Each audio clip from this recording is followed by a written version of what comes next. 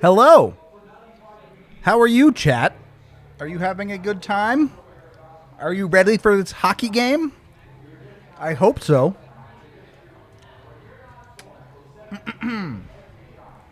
Let me go tweet out this link, chat, just so the world can know. We'll get more than that. We'll get more than that in here once the game gets rolling.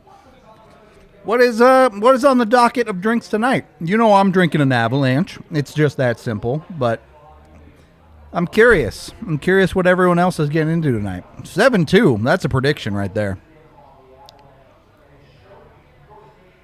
Kind of weird watching myself look at my phone. Not going to lie to you.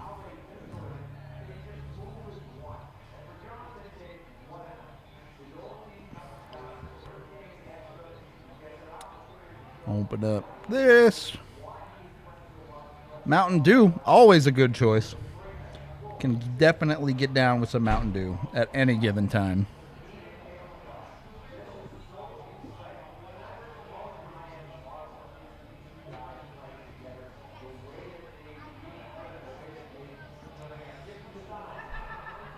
White Claws, a Voodoo Ranger. I've never been much of an IPA guy. I'm not going to lie to you. IPAs are not my thing.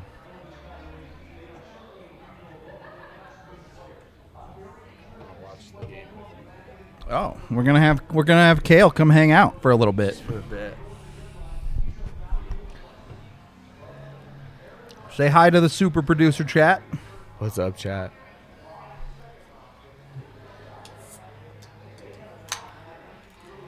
I'm drinking a ranch water from Ranch Rider Spirits. These are the best canned cocktails in the world. Can confirm.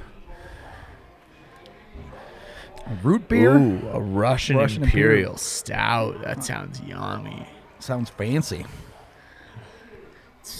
Although it's getting a little too warm for that type of thing. We're past Imperial Stout season. It's officially March. Is that a thing? Are there beer seasons, Kale? There are beer seasons. Really? Yeah, definitely. Okay. The more you know.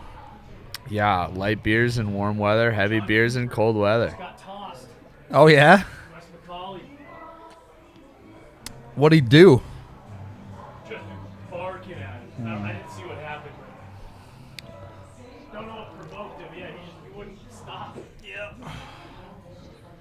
It's always stout season. I agree with that. An IPA is never not in season. I think he means it's never in season. Oh, well, you're wrong. No, I'm with you, Nom Nom. Kale's wrong on this one. A good hazy IPA can't be beaten. Can't be beat. Drinking the Avs Kool-Aid, here for it. It's only my second night producing with you guys all season. I'm happy to be here. You've been busy doing all the other shit for this company. I do a lot of things.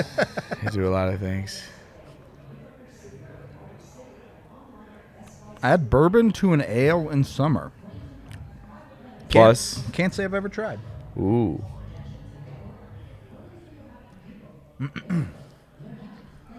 Plus, we moved to, with few exceptions, having producers on beats full time. Yep. Which was made things logistically a lot easier in the lives of the life of Allie Monroy, not who knowing does our what scheduling. the F is going on at any given time. Yeah. Well, it's also just easier to schedule that way. Yep. I don't make the schedule though. Thank God. Look, just tell me when to show up, and I'll be there. All right. Yeah, no kidding. IPA is so overrated. What is with all the IPA hate in the chat? I thought our main demo was millennials. Millennials are supposed to love IPAs. I'm a millennial. I hate IPAs. Weird. King Kale. I've never gotten that one before. Get in there. So how are we feeling, chat? I saw a 7-2 prediction earlier. What is your realistic prediction for this hockey game? You don't know me. Is hockey my favorite sport? I love hockey. My favorite sport right now is basketball. I'm a Nikola Jokic. What would I call myself? Disciple of the book of Nikola Jokic. What? All right. Gun to your head. Basketball or skiing? Oh, it's skiing. Okay. Not as a spectator sport, but if I'm only able to do it, yeah. I couldn't give up like actually doing skiing for anything. All right. I played hockey. I did not play basketball as a kid, though. I played hockey as a kid. Oh, what's up, Spencer? I'll see you in a couple weeks.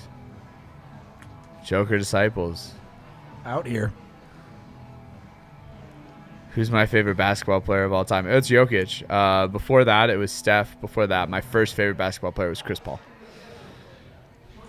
I loved those Lob City Clippers teams. Kind of a weird fit to go from Chris Paul to Steph to Jokic, but I just love people who can pick the game apart with their mind. That's like my favorite thing. And so I don't know. It makes sense in my head. That's all that matters. Yeah. And plus, Steph was just like for kids my age, like right towards the end of high school was like. I graduated high school in 2015, so Steph was like really on his first tear from like 2012 to 2015. So when I was in high school, he was like the coolest player in the league. Hey, what if we only shot threes? Yeah, it was awesome. All right. Puck is down, chat. Time check, 1953, 52, 51, 50. If you are ahead of me, you can pause your TV. I'm guessing you're probably not, though. If you're behind me, you can pause me and sync it up with that time check.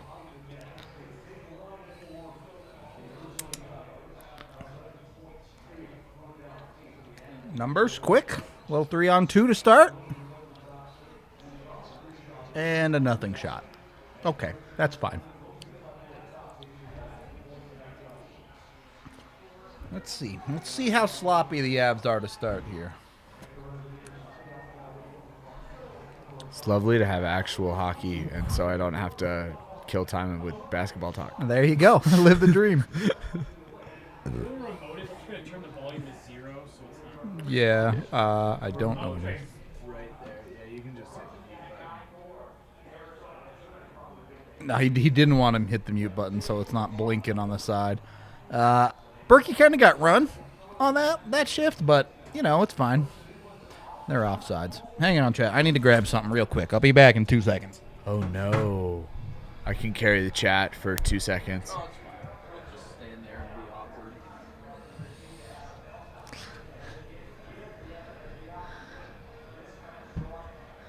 I think this game is going to be 5-2. That's my prediction. It hits the over. That's what we need. That's what we need.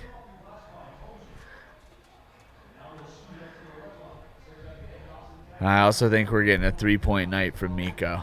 3-point night. Going big. Big.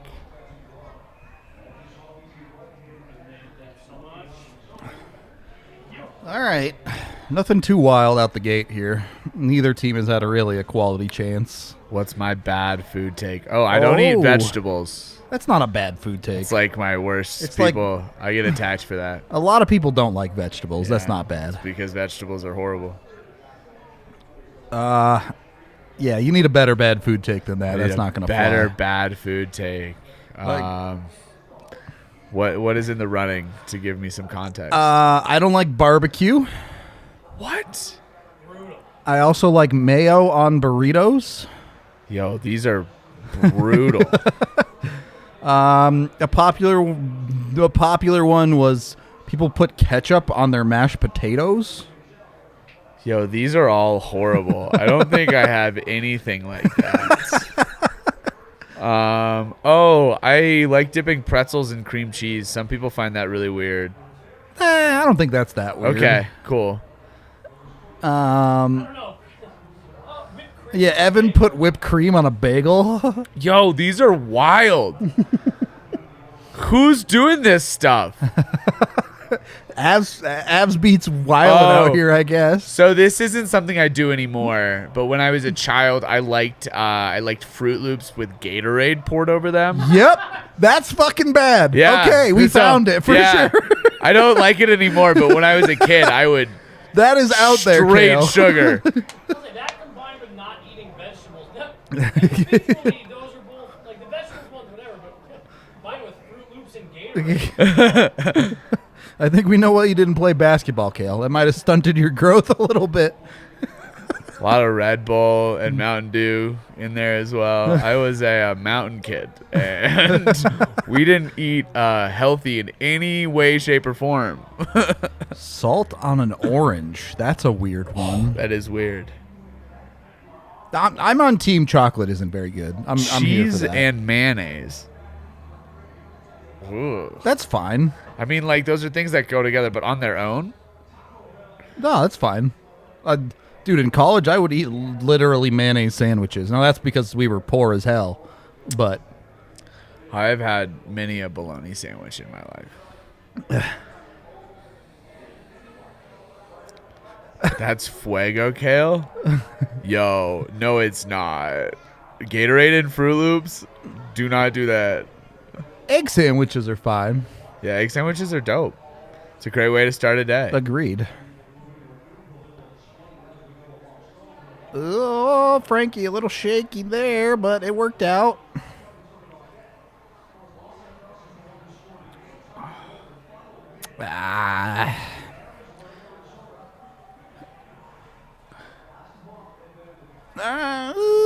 Avs just, they live on the edge with the puck. They don't know any other way to be, do they? Off, yeah.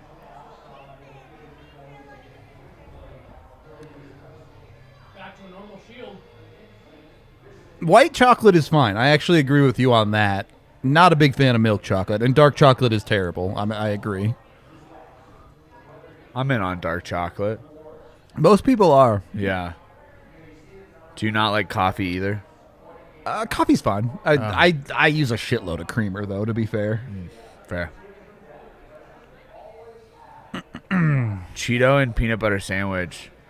Whoever, Riley Box, you smoked a lot of weed in college, and I appreciate that. That is definitely a weed smoker's delight. Also, I think Riley might be like 16. So. Oh, sorry about that.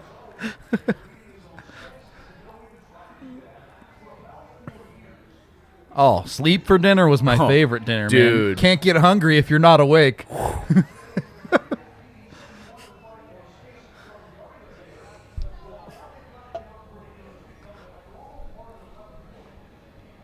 You're 22?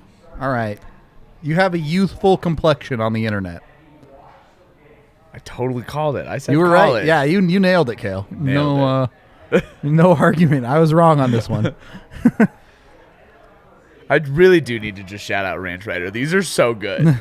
Like, they're unequivocally the best canned cocktails I've genuinely get crushed here every day. Like, people will bring in a box into the fridge over here, and they're gone by the end of the night. Every single time. It's ridiculous. Yeah, I'll get you a time check once the puck drops again.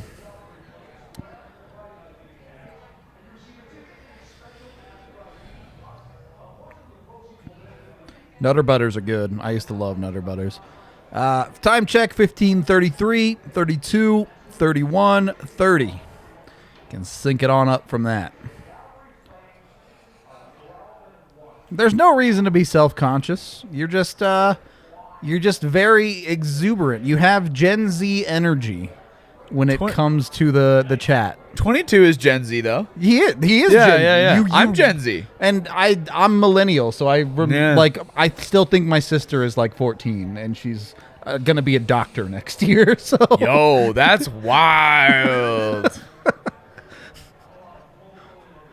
No, so Pumped Up Kicks played on 103.5 The Fox the other day, and I went, I'm old. So that was a song for me in college. Yeah. Was that high school? Middle for you? school. Middle school? Middle yeah. school. Okay. Yeah. But on a classic rock station, Yeah. dude, that made me feel old. Songs have started playing on oldie stations for me, and I'm like, oh God, not like this. Halftime show. Yeah, right? They're not playing all these just like old songs for all the like adults. I don't know. That halftime show for me was they walked down and I was like, oh my God, they're all old. It was brutal. Except somehow Eminem still looks. The cocaine's a hell of a drug, okay? Hey, I think he's clean, right? He was for a while. Drop the pills. Know that. There you go. Baby steps, okay? Yo, no, Team Crispy Bacon all day. No, chewy bacon for sure. Chewy Absolutely. bacon, until the fucking Let's cows go. fall. Yo, that's a Thick piece of chewy bacon. All day. That's a bad take. That's a Newy, almost newy. There's more food talk. It's a thing on the Abs pod. Okay. You're off a beat for one season and Some stuff goes down. some stuff goes down. Meat shouldn't be crunchy. Too true. Okay, I'm on board with Chris here. Meat in the middle, chewy with a nice amount of crisp on it. I don't. There we go. How do you do that? Perfect. In the middle, crispy around the edges. Yeah, that's exactly what I think we're doing. Because you do want a little bit of crunch, especially on here- like. See, I'm still chewy. This is actually another one of my bad takes that y'all don't need in your life, but microwaved bacon might be the best bacon.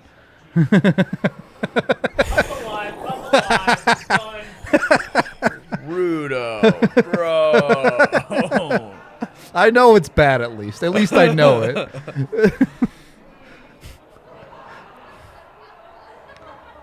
No, the key, it's not about the C. The key, To on when I what? started making bacon in the oven, I don't and then mind JT finishing it shooting on the there. griddle.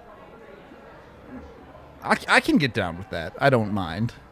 Like, normal bacon is good. I just really like microwave bacon. Gotta fire Rudo. That's the one that crosses the line now. Not the other 18 bad food takes I've had. All right. Avs kind of picking it up here. They're starting to dominate. Oh. They're not finishing, though. They're not finishing.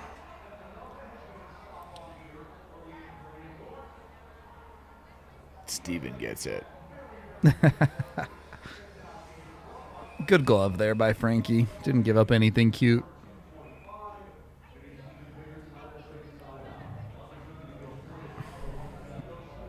No bacon is bad bacon. True enough. Yeah, okay. I mean, yeah. Excuse me. This Do you game. wanna know- Go ahead. I was going to say, you want to know my favorite part about altitude? It's watching the same 7 commercials every night of my life My God. for 3 years. Oh my God. NHL playoffs is even worse. Yeah. Discover card commercials in my sleep. Dude, by the end of the playoffs, it's like I can actually recite all of these by heart. Make it stop. Guy people, Yeah. the one they leave Stewie at home. Quagmire in Cleveland come over to check on me, locks him up in the basement on the DirecTV help channel on loop. That's how the end of the playoffs feel. You didn't know which one, like, in Yep. what succession. Which one's coming next? Yeah. My favorite restaurant downtown. Pete's Kitchen right over here is best diner in the world. I mean, I love Elway's, but it's super expensive, so. I mean, yeah, if we're going like steakhouse, then 801 Chop House in Cherry Creek is really good. That's where I go for like celebratory meals. Hell yeah. But that's like once every like 5 years. Yeah. No, I've been to Elway's twice. Exactly. Burnt bacon is fine. I mean, like, as long as you didn't, like, turn it to ash. AJ? What's he saying? Okay. Is he? Win the watch along. He can if he wants.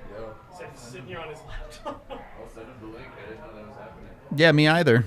I think he just wants to jump on. All right, nerds, you're getting AJ. Get used to it.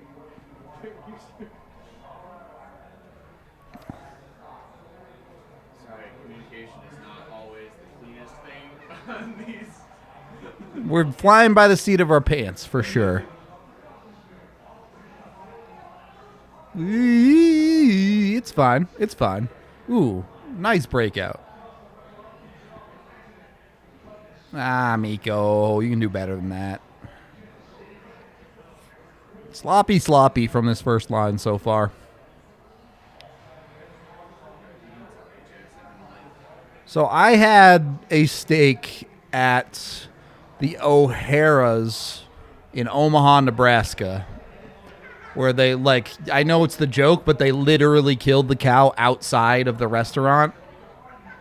Thing was the best meal I've ever had. Unbelievable.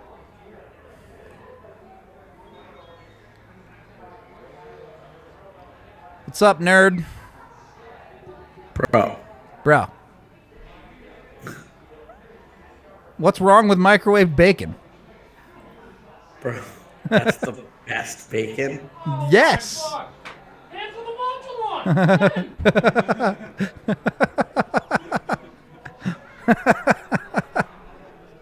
That's what I'm here for, okay?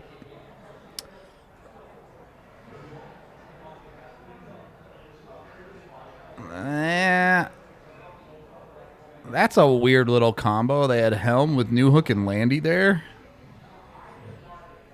Full blend, baby. By the way, I'm gonna. You're muted, AJ. I don't know. AJ's not muted. No, on his end, I think. It's making. I can't hear you, so I don't know if something broke. I could hear you before. Talk for me, AJ. Say words. Oh! Whoa, yeah, it's working. Say more stuff. What other stuff should I be Okay, saying? there we go. We're good. Okay. I was like, I didn't change anything. It's all good. I actually need to turn you down now. That's on me. I'm going. Yeah. So this game has been kind of weird. It's been a little too high event for my liking. Agreed. I mean, you give up a open man in front of the net 7 seconds into the game. That's not a good tone to set. It's not great. Oh, by the way, I'm gonna be ahead of you, and I don't know how to stop it. So. You're not. You're actually fine. Oh, really? Yeah. All right. Hell yeah.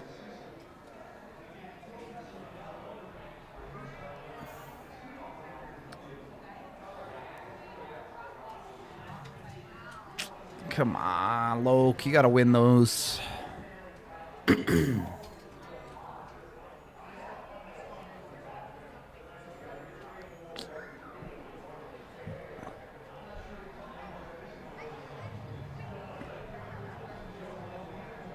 Gen Z energy doesn't mean immature. It's high energy. That's all. Hi, AJ. Hello. How's the Winnipeg life? It's good, man. Oh, by the way, you want to be on the show Friday? Tomorrow? Yeah.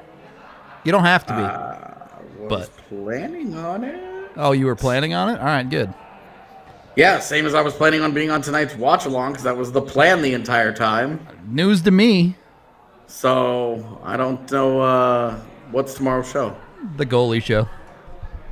I'm just apologizing. That's probably on me. I didn't realize you were supposed to get the link, but now you're here. Sorry. Yeah, no, it's fine. We can not do the goalie show if you don't want. No, I mean it's a necessary evil. I'm good. We can talk about it. I'll be on that show. It's fine. Okay, good. Because Jesse's not going to be on it. Oh. Why? He's got house things. Okay. That's the news. Alrighty. Yeah, I got it. No problem.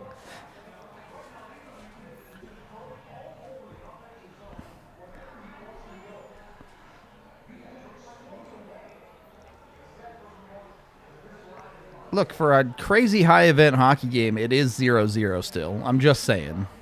This dude about to put up a 52 save shutout.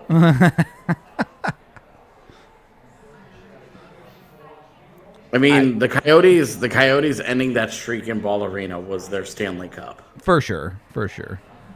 So, like, they're vibing right now against this team. Are they, though? Absolutely they are. 13 minutes into the first period, and it should be at least 2 or 3-0, and it's 0-0. Yeah, they're fucking feeling it. I guess fair, but also, like, I have confidence the Avs will break through. We'll see.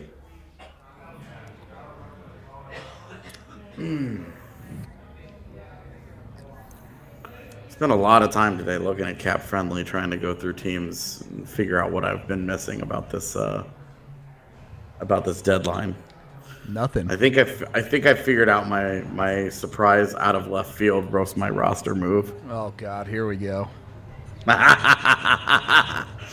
It won't be anything like the Anaheim one from a couple of years ago. 17 pieces for John Gibson. It was John Gibson, Ryan Getzlaf, and Hampus Lindholm. Thank you. To the Avs? Yeah. I like it. It was awesome. It was like Martin Kaut and Shane Powers and Bowen Byram and a bunch of picks and all kinds of shit. Sign me up. It was, Sign me up. it was crazy. But, 2 years ago. Times change. Yeah.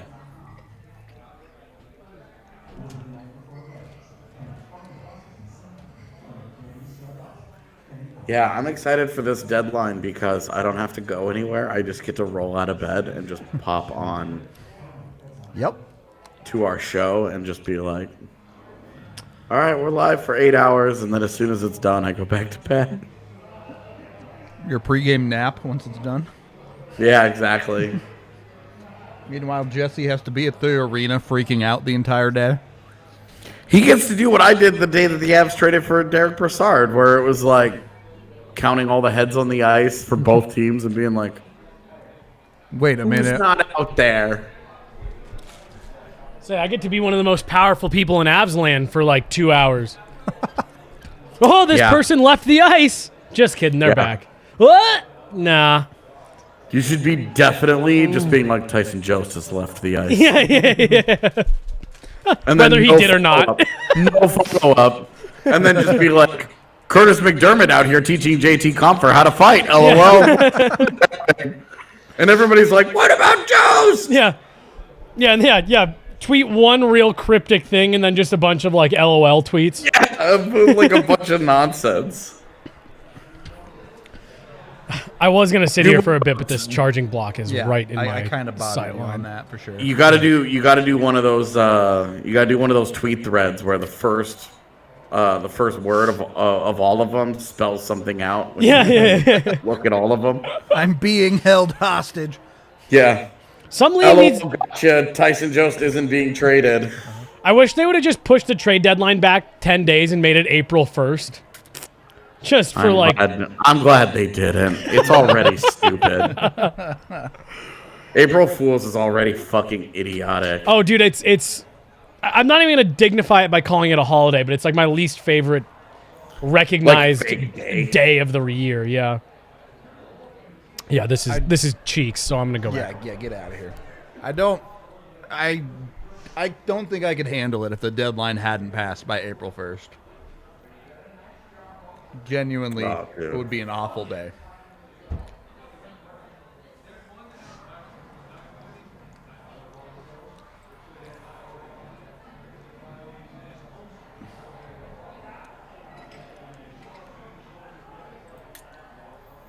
For the record, I do think Tyson Jost is getting traded. Jost.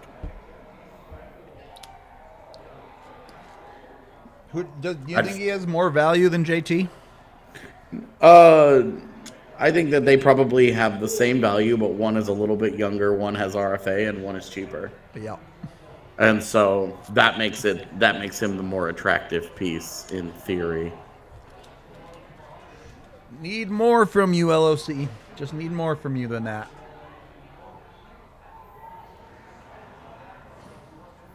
You know, it's early, but I like the way that Sam Girard's moving around in this game. Only can go up from last game, man.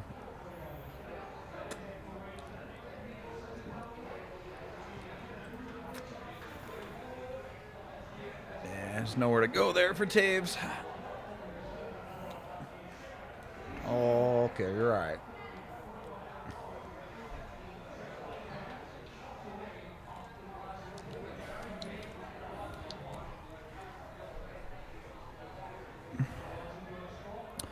Yeah, if you want a time check, 3:57, 56, 55.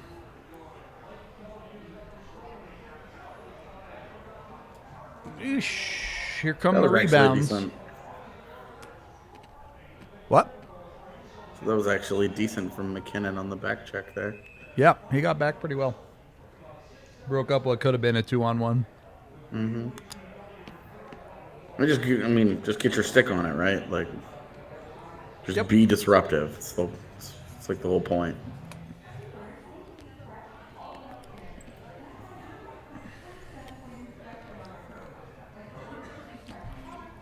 They're not poorly recorded. The lighting just sucks at Gila River. That's all.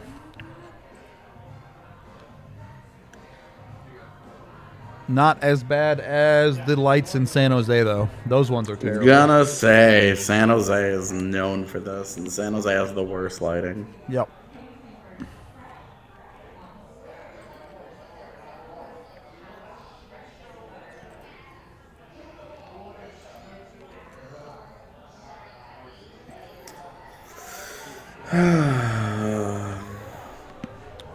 I'm excited for Race to World First next week. Yeah, dude. It looks like it's going to be a crazy tier. Anduin looks fucking insane. I literally know nothing about it. So. It looks fun. My theory is it's going to take a while. It's going to be one of the longer ones. Why is that? Just because the last 3 bosses, they haven't revealed yet. Yeah. Oh, wow.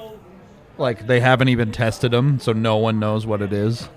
Oh, shit. So they didn't do any testing on any of those 3 at all during... PTR and stuff, yeah. Thank you. PTR, yeah.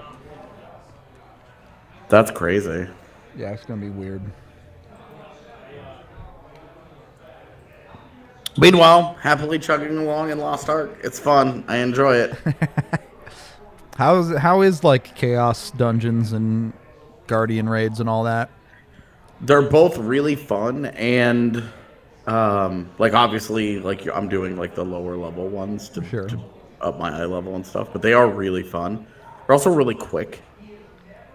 That's nice. Which is nice, so that you're not sitting around like, oh, so if you're gonna play for 2 hours, like you can get a lot done. Yeah.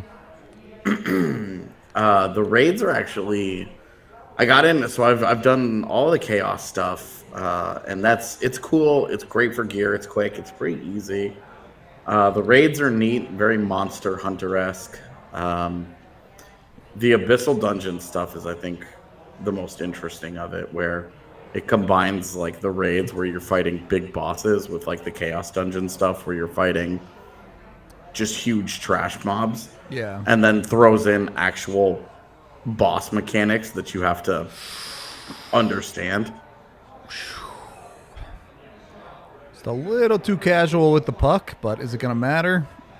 Oh, that was a weird bounce.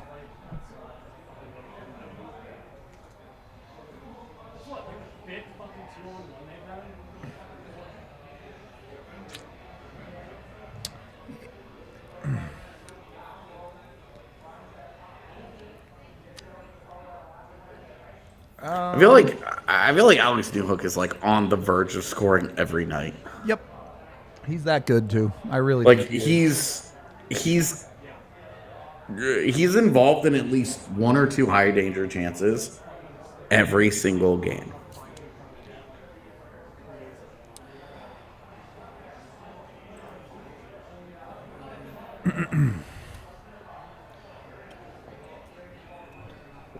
I'd like to see a little more sustained offensive zone time from the Avs in this game, but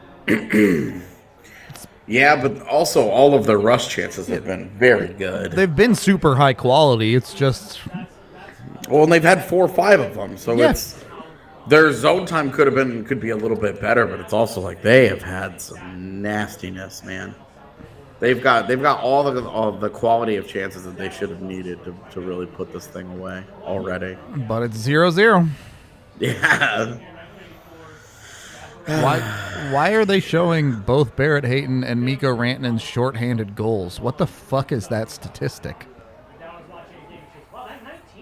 That was so random. I'm watching the Arizona.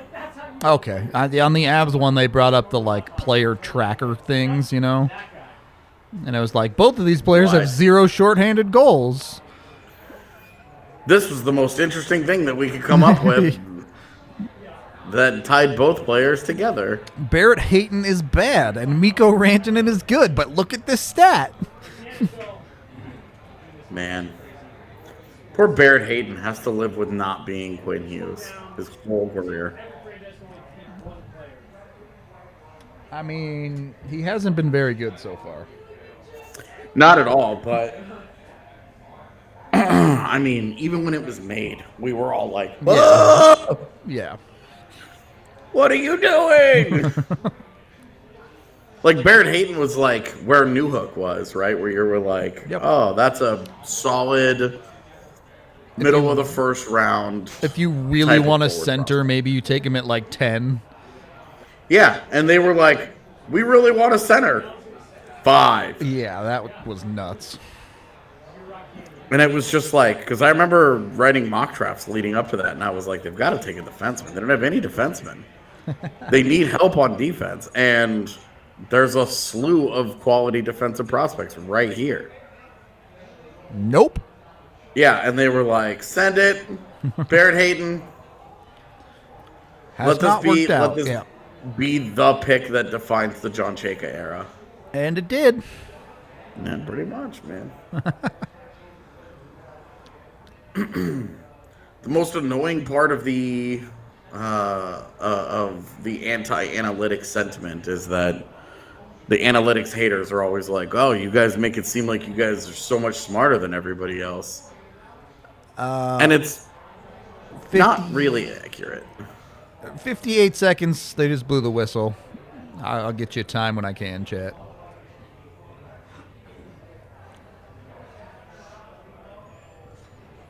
By the way, Leah will be joining us for the second period from, excuse me, from PHNX. So should be fun.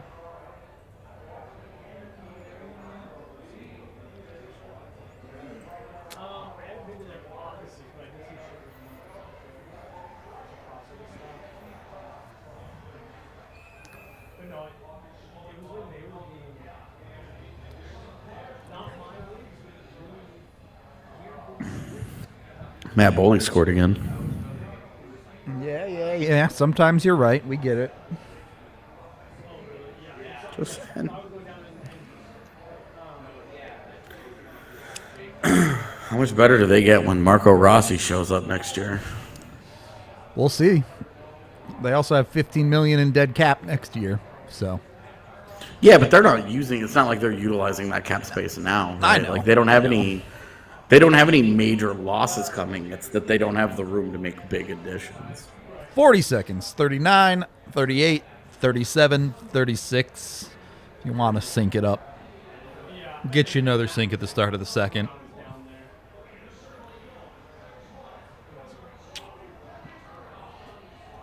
Cute little play from Newhook there, but a little dangerous. Support behind it.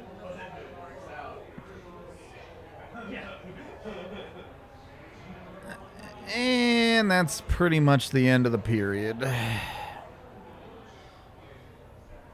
right, we gotta stop doing watch-alongs against Arizona. That's really the thing here. But then we can't talk to the PHNX people. All right, so I'm gonna. Here's a question that was posed to me yesterday. Oh, God, here we go. Every NHL team tomorrow had to tear it down, and you could only keep one player. Everyone else had to go into a fantasy A draft dispersal type. draft. What? A dispersal draft. Yeah, you can only keep one player. Makar. Makar. Easily. That was who I said too. Yep. Easily, No question. really? Yep. 'Cause No I- question. I ultimately said Makar, but I was like, fuck, isn't that crazy that with this Avs team, like with someone with Makar on the team, you're like, there are some other candidates. No, I mean, what would be crazy is that when that dispersal draft happened, then 5 Avs, 6 Avs would go In the top in the 15. in the first, maybe 20 picks. Yeah. Yeah. Because there's no way that McKinnon and Rantanen don't go within the top. Yeah. Top what? I don't know. I mean, 10. McKinnon is going in the top 10. Rantanen, I would say top 15. McKinnon's probably a top 5. Yeah, I mean, if you're considering age and contract and all that, as part of this, then you could definitely make an argument for a couple of guys ahead of him. That if you just said who's the better player, you would probably say McKinnon. But if you were considering all the other things that go into it, if you're in a world where every team is keeping one player, there's not going to be many dudes better than McKinnon out there. Yeah, that's true. I wonder what a dispersal draft would look like if they're keeping. Because you Summer look at, pod. What does Tampa Bay? What does Tampa Bay do? Yep. It's probably Hedman, right? Stamkos or Point. Edmonton is exposing Draisaitl. Yeah. Right. And then a bunch of guys nobody cares about. Yeah. Let's run short quick for them for sure. No, so what the real thing is that you do it the old NFL style, where when you lose a player, you get to protect the player. Balance it out. Yeah, so that when McKinnon gets picked, then you can protect Rantanen. Yeah. Or if somebody takes Rantanen, you protect McKinnon, and so on and so forth down the line. Yep. Yeah, I just it was funny because Kevin asked me yesterday, who is it? And I was like, the easy off the top of your head answer is like, oh, it's McKinnon, but you're like, no, it's probably Kale. If you put out, if we put that on a Twitter Twitter. poll, You should put out a Twitter poll from the account. Yeah, a Twitter poll. I it bet out. you Makar would win with more than. Want me to do it? I'll go for it if you want. I would say more than 65% of the vote. I'd say maybe wait. Don't do that in the middle of a game. Yeah, have that be an off day poll for tomorrow. Yeah. Start thinking of your answers. And whoever says not McKinnon or Makar, you're wrong. I was going to say, do we just do that as like 2 options? Because You're just trolling if you pick anything else, right? Like, I mean, I guess if you really have like a strong stylistic preference, you could maybe get a couple people to argue Rantanen. And like that's the other crazy thing about how good this team is like I don't like it's not that far fetched that a couple people would say Rantanen. so like in a deranged scenario where you're convinced that McKinnon won't re-sign because Mikko has the longer deal, and like for some reason you think Kale's gonna be hurt forever, maybe you could see Mikko.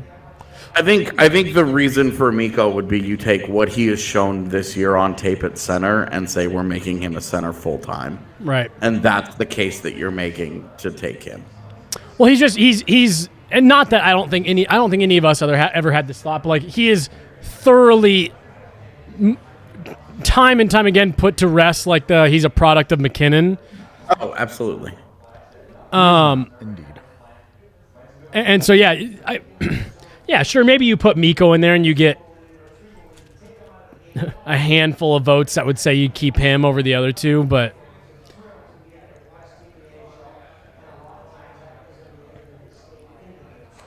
I almost wonder if you'd like do a couple people vote Landy just because he's the captain. Maybe, I don't know. yeah, in the year he's had, yeah, I just still think even as good as he's been this year, he's just it's a different tier with I agree. Kale and but Nate. No, but yeah, I get what you're saying. Like, I do think there's certainly that sect of hockey fans that really believe in like the locker room culture and all that type you of need stuff. leadership. And, Yeah. I mean, it's important, right? Like, Sure. it's not something that doesn't matter, but it's also like, Not number one on my list of building a team around, though. I would also say it's one of the things that is by far the most misunderstood by the casual observer. Sure. And I would say even diehards, like even people that spend every watch every game and all that, like unless you really get a strong feel for what the dynamics really are, it's so hard to tell. Like, one of the reasons why I have a harder time coming up with a feel for this year's team is the fact they're just not around it very much. Yep. And not being in the locker rooms takes that whole thing away. Just makes it that much harder to get a feel for a club and kind of its DNA and how it reacts to each other.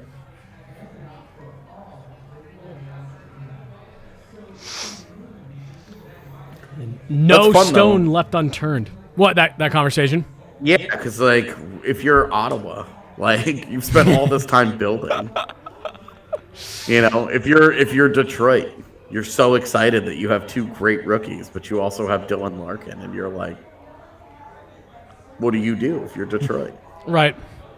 Yeah, how much do you buy these guys are going to not only, they're going to continue to grow and they are going to end up being great, and or do you 'cause, just like, take the known quantity? I think Detroit, it's like Cider or Larkin, and then Raymond is a distant third. But Cider is like, before this year, it wouldn't have been. I don't know that it would have been much of a conversation. It would have been like, oh, It wouldn't have been. $2 from Banks. Thank you very much. Of course, we all know AJ would keep Mikko. The funniest development of this year is that it's come across like I hate Mikko Rantanen. And Jesse would keep EJ, and it all adds up. I was going to say, I wasn't going to say anything on the pod earlier, but my dislike for EJ's play is turning into people think that I hate him as an individual. Yeah, it's weird.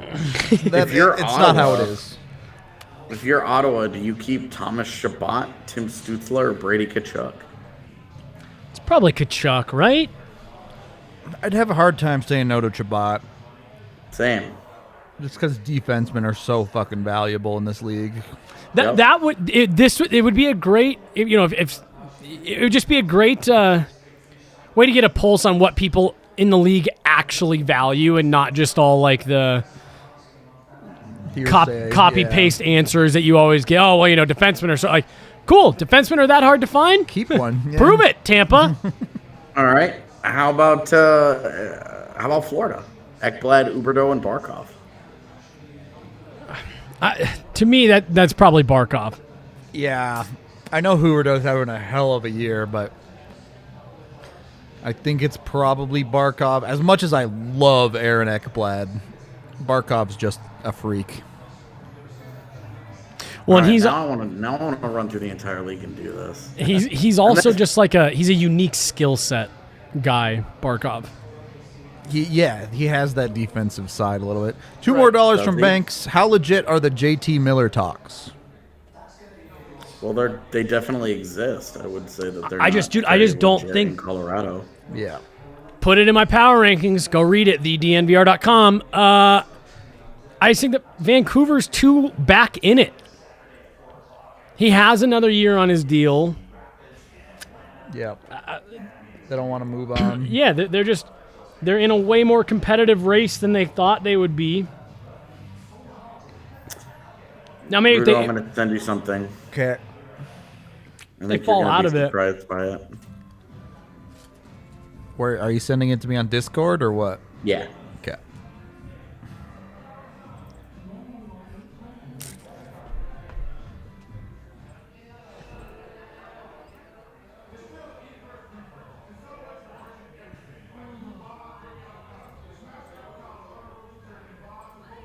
Rudo, I'll move it your hoodie.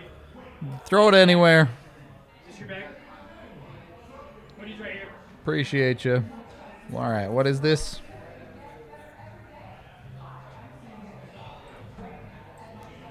I saw Yeah, so his defensive impacts have been league average, basically, which is fine. He's not. He does not live up to the reputation that he gets. I'd be curious. What does Huberdeau's look like there? Are his better? I haven't looked, but I'd be willing to bet that they are much, much worse. Oh, wow. That much worse? These are quite a bit different.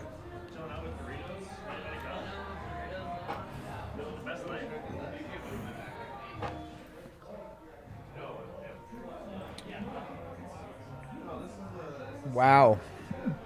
That's surprisingly low on the offensive side. That's what I'm saying.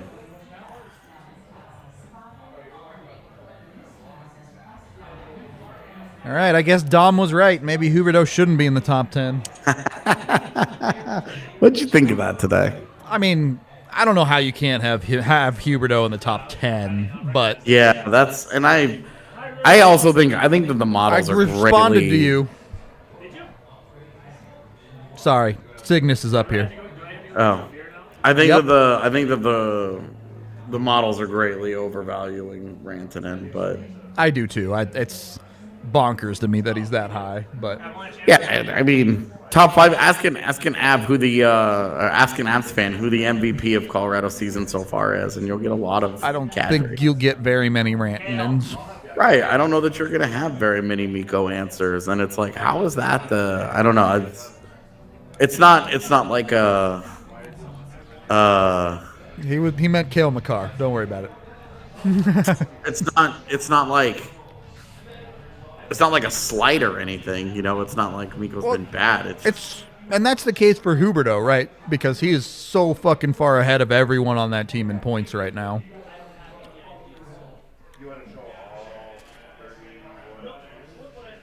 It's hard to, when you're talking about an MVP candidate. Well, like, if we're talking about a high level of success, a high level of team success, and upper echelon production, how is Kaprizov not louder in this? He definitely should be. Look, the burger is great, but, like, the burger is a whole-ass dinner. Sometimes I just want a snack. And that's where the wings come in. He spends 25 minutes wood chippering a bunch of fucking wings into his face. It's more just, like, a habit to, like, finish off the wings, but... I do think there's an interesting case for Landeskog as the MVP for the Avs, actually. I don't know if I'd give it to him, but it's a fun conversation. Yeah, definitely. I haven't actually looked at any of Landy's fancy stats this year. I bet they're good. And I'm sure that they are not. That's very fine. good. Thank you. My pleasure. Hi, AJ. Hi. What's up? Beer Bye. delivery man right there. $5 more from Banks. Rudo, get more wings on me. Just take a breath in between bites.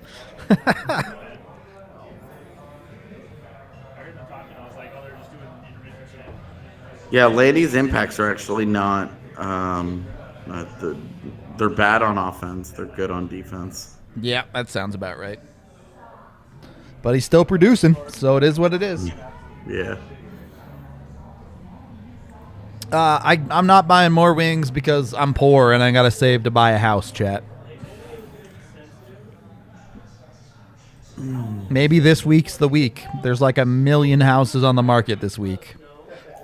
So there's a chance.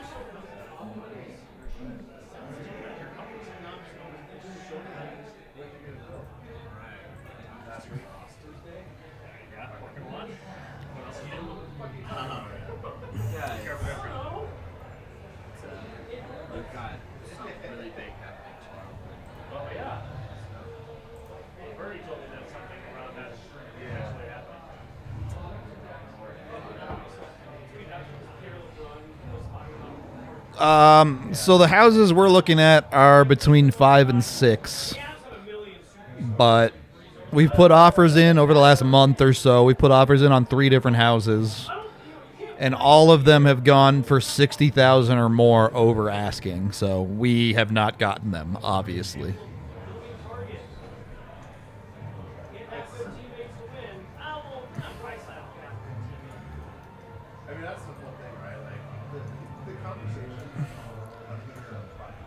Look, when the housing market is like it is in Colorado, you need every dollar, man. It's crazy out here.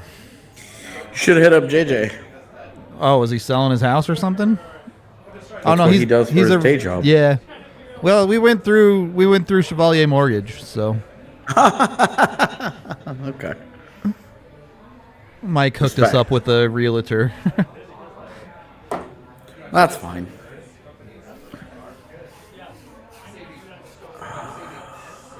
Tell you what, one of the things I did remember to bring from home is this back scratcher, and it is glorious. How is the setup going in Winnipeg? Oh, it's being shipped. Oh, it's not even there yet? No. Nice. Still buying, still looking to buy some stuff. I'll have a before and after picture so we can marvel at how far it comes. Oh, hell yeah.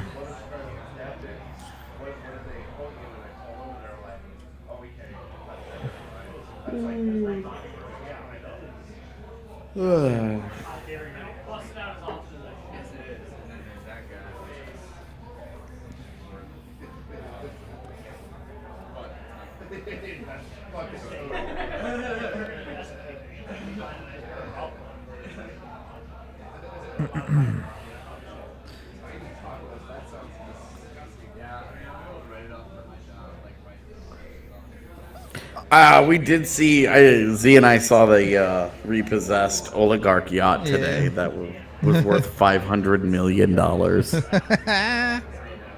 And it was like, okay, even at like a deep discount, that thing's going to be a little out of our yacht fund. It's not cheap. It's not cheap for sure. Like, can we get the Amazon warehouse version of that yacht? The one that's got some cosmetic scratches that they give it to us for 40% off? There you go. Now you're talking. You gotta go see it and point out all the problems. That's right. Nickel and dime them $100,000 at a time. God, that's a lot of nickel and diming. I mean, you find 10 problems, you've nickel and dimed $1 million off that price tag. There you go. I have 500 million to go at that point. All right. Second period about to get underway here. I am still stuck on this whole which player would every team protect. Oh my God. I mean, Carolina protects Aho, right? Protects Aho? Yeah. Yeah, I would think so. I mean, Aho, Slavin, Svechnikov, Teravainen. I don't know how you don't pick Aho out of that bunch. What I'm saying. Oh! Avs getting goalied a little bit here. Telling you, man, 52 save shutout coming in. Where's Leah? She's slacking. She said she would be here for the second. Can we have multiple call-ins? Oh, look at that. There she is. Called it. That was just really well timed. Hey, Kale. Answer the call. Answering. Hello. Can we hear you? Is she frozen? No, she's not. Is she moving? There we go. Oh, there we go. Can you hear me? Yes. Woohoo! How are you? I'm good. How are you guys? Doing great. I'll take a 0-0 game after one against Leah. Colorado. I imagine you would. Just like Petey has the last couple of times. Exactly. I feel like the Coyotes, everyone expects blowouts, and then the Coyotes kind of hold their own. So Is that what life is like, covering, I guess, the second worst team in the league right now? Yeah, pretty much. Okay. They succeed when you don't expect them to, and then fail when you, I don't know. I just always expect them to fail, so I guess I'm pleasantly surprised when they don't. The cynical route is the best route. I agree. Yeah, keep your expectations low, and you'll never be disappointed. There you go. The life wisdom coming from the watch along right now. Exactly. So what is the vibe? Everything must go in Arizona right now? Is it full fire sale mode or what is it? It feels like that, but at the same time, there are players who Bill Armstrong has said will not be let go at the deadline. Players like Clayton Keller, Lawson Krause, those are players he sees as part of this long-term future, which is exciting for Coyotes fans because you don't want to feel like everyone's going to go. How can you even watch a losing team if you have no one to personally invest in? But players like Jacob Chikrin, who before the season started were not on the table, are now very much on the table. So it's just interesting to see how it's evolved. What's your take? Do you think there's an actual genuine chance Chikrin gets moved? I don't know because he hasn't had a great season and the price for him is so high. Is a team willing to pay that? I don't know because like over the summer when Colorado paid what they did for Kemper, there was really no other option. But there's other great defensemen in the NHL, so I don't know. But he has term, he has a low cost relatively, so I don't know. We'll see. I guess either way, it is what it is. That's my attitude about it. If it happens, it happens. Honestly, at this point. So. Okay.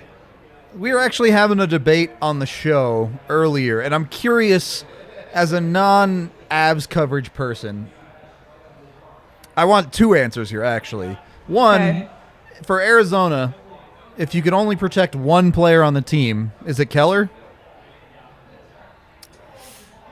You would have to think after the season he's had. Okay. So is there anyone even in the conversation? I would say Lawson Krause. Okay. Because he's been having a really good offensive season. He also he provides toughness and size, and that's what Bill Armstrong wants for the future of this team. And I think the fans really like him. So I don't know if I'd say him instead of Keller, but definitely would be on the radar for that. That would be a player fans would be really upset to see go. All right. We were doing this for a number of teams in the league. Okay. So as a non-Avs coverage person, McKinnon or Makar? Oh my God. That is so hard. Oh my gosh.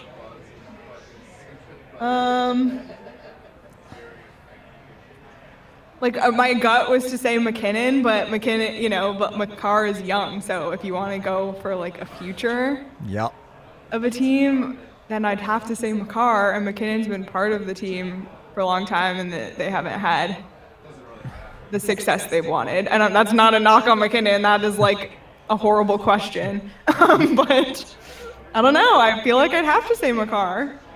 For the record, everyone here said Makar. Okay. That makes you feel better. You're in good company. That is very stressful, though. Yeah. But what's that like having? It's a very hard choice. We don't have that luxury.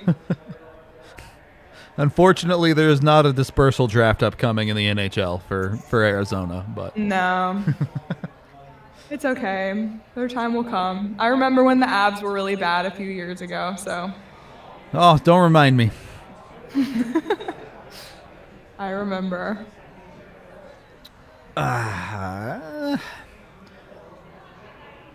Feels like the Avs have had quite a bit more possession so far in this period. Yeah, that's like the second period way for the Coyotes. It's their bad period? Got it. Very bad. Adds up. Yeah, but again, I'll take 0-0. Oh, I bet. Fourth line is so bad.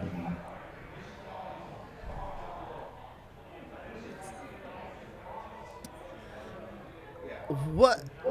So, AJ and I are very, let's say, anti-Phil Kessel. Okay. What is the take in Arizona? What are expectations on a return for someone like Phil? I wouldn't say anything higher than a third-round pick at this point in his career. Okay. But you'd hope it would be something like that. Just because he is older and he hasn't been scoring as much as I'm sure he would like this season. But again, it's kind of a hard team to get offensive output on this year. Yeah. So you're saying you would not be happy to see Phil Kessel traded to the Avalanche? I mean, let's just say it would not be Plan A. Okay. When you tune in on Saturday, and AJ for 15 minutes talks himself into Phil Kessel, it's gonna be a roller coaster. Okay, what are your thoughts on Giroux? I'm curious. All in. He is the ginger gem, and we need him. Okay. Yeah.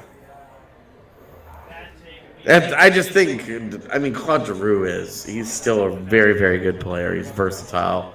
He's still at the point of his career where he is, he could still be really productive at a high level. And he fills some of the needs that Colorado, like the really tiny little things that the Avs would be looking for to try and maximize their roster. He just happens to like fit that bill.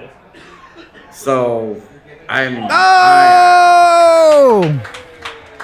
My feed is so behind. Nothing's happened. Yeah, my feed's ahead. Sorry. Okay, well now I can watch for it. It's the only person who's ever allowed to score anymore when AJ is watching. Did that actually get through clean? Was that Landeskog? Oh no. It's Taves if it got through. Yeah, it didn't look like Mikko got a piece.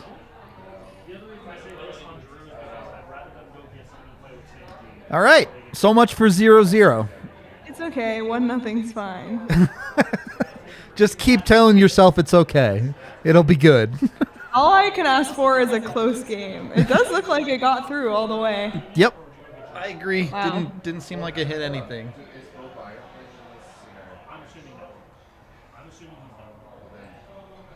So what's likelier now? Taves catches Makar in goals, or Makar gets to 30? Makar gets to 30, I think. What is he at right now? 18. 18? I'm not saying Makar will get to 30, but I just don't think Taves will catch him. You don't think Taves has 7 more in him? He might, but Makar doesn't have 0 more in him. I don't know.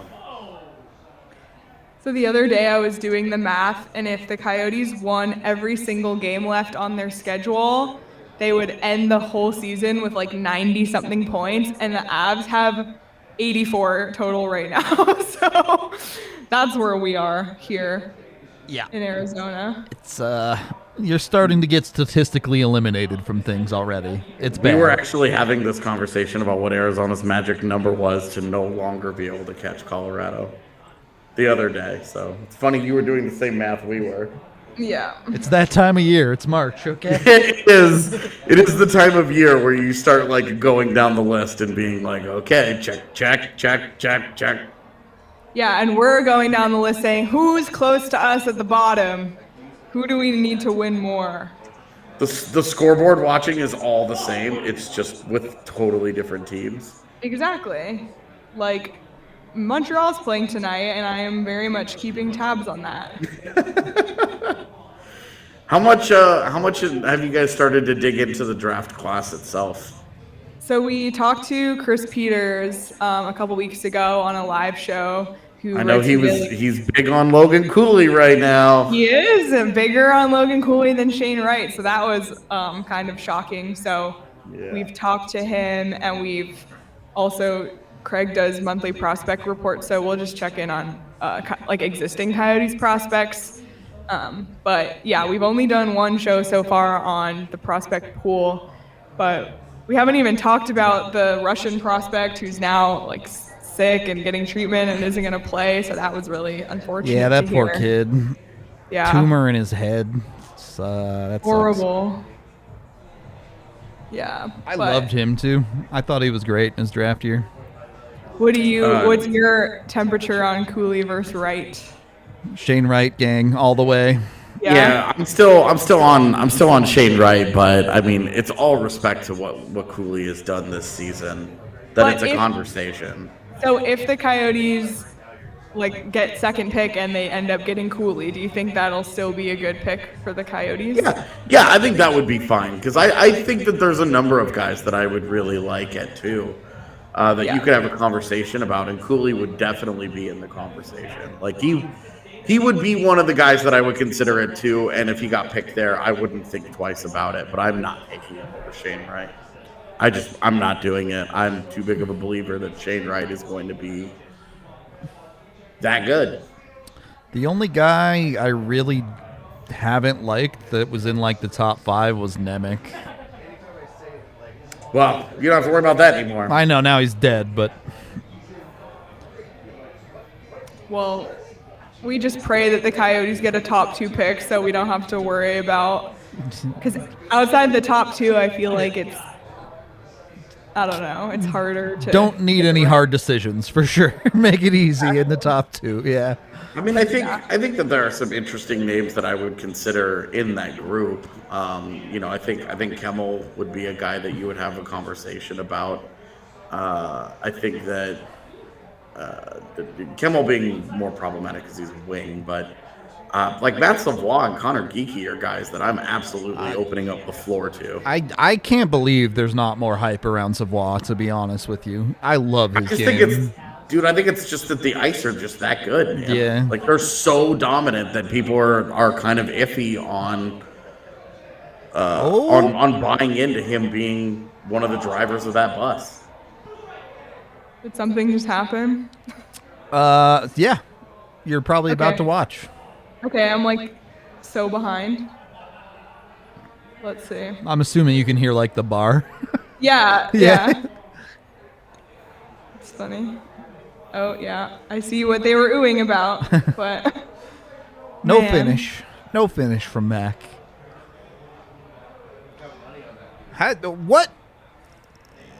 What is Arizona going to do in goal? Is Vejmelka really the future for you guys? I don't know.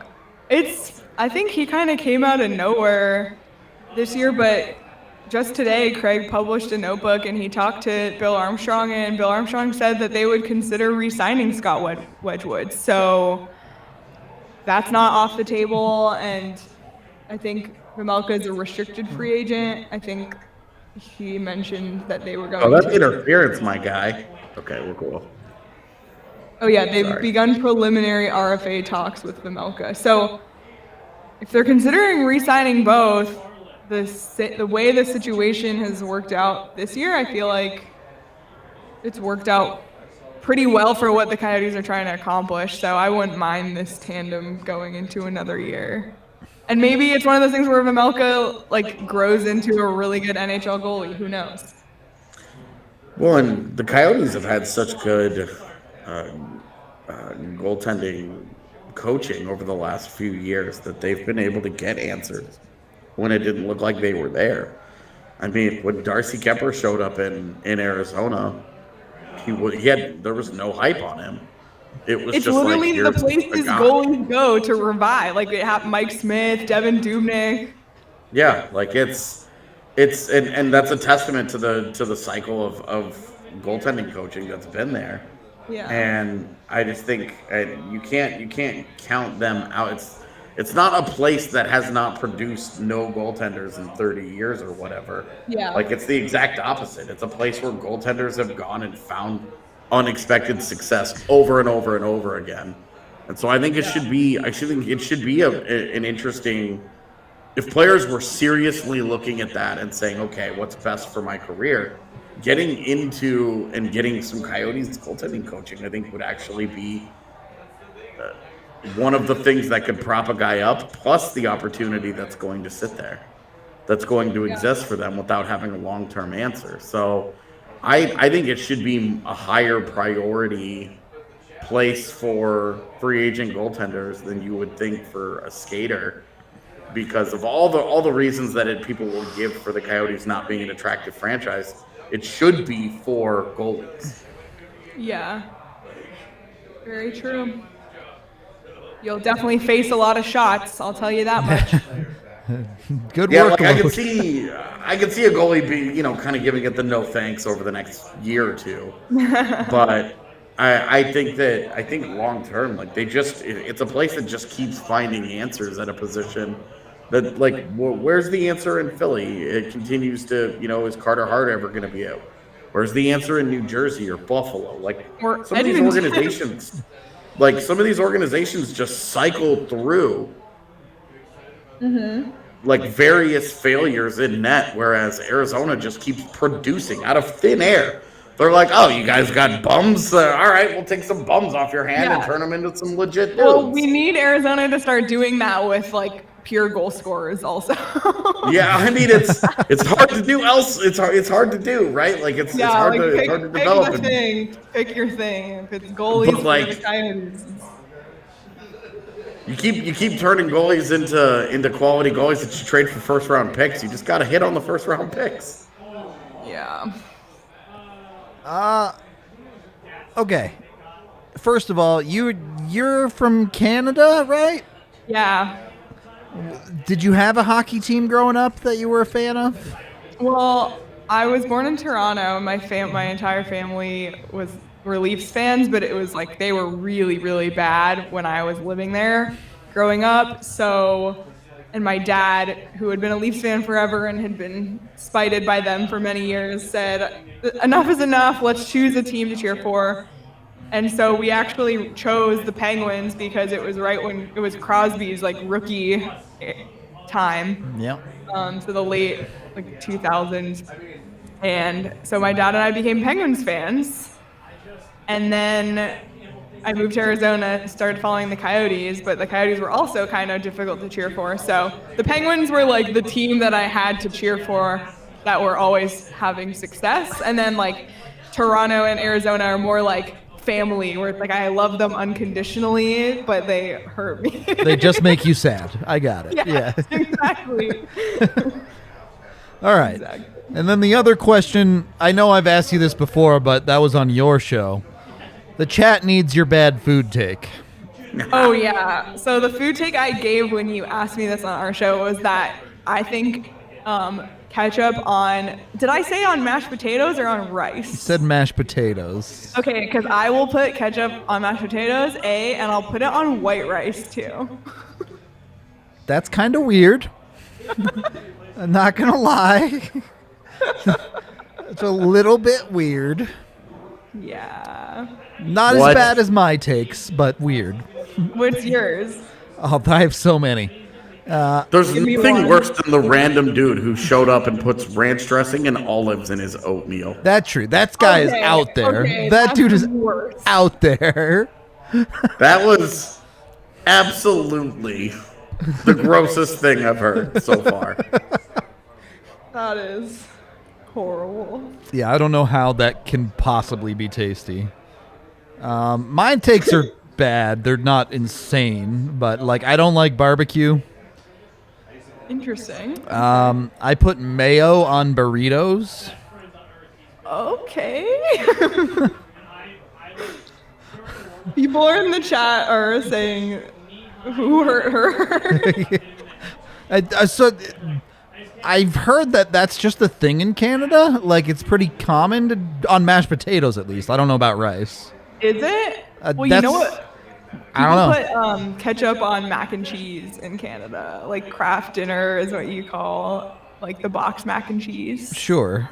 That was a thing we kind of grew up on. So what don't you put ketchup on? Maybe we should have the shorter list here. Fair. That's fair. I mean, I definitely put ketchup on more stuff as a kid. I swear I'm not one of those crazy catch people. But Craig, if Craig were here, he would be like throwing up with this conversation. Like he hates ketchup, so I don't know.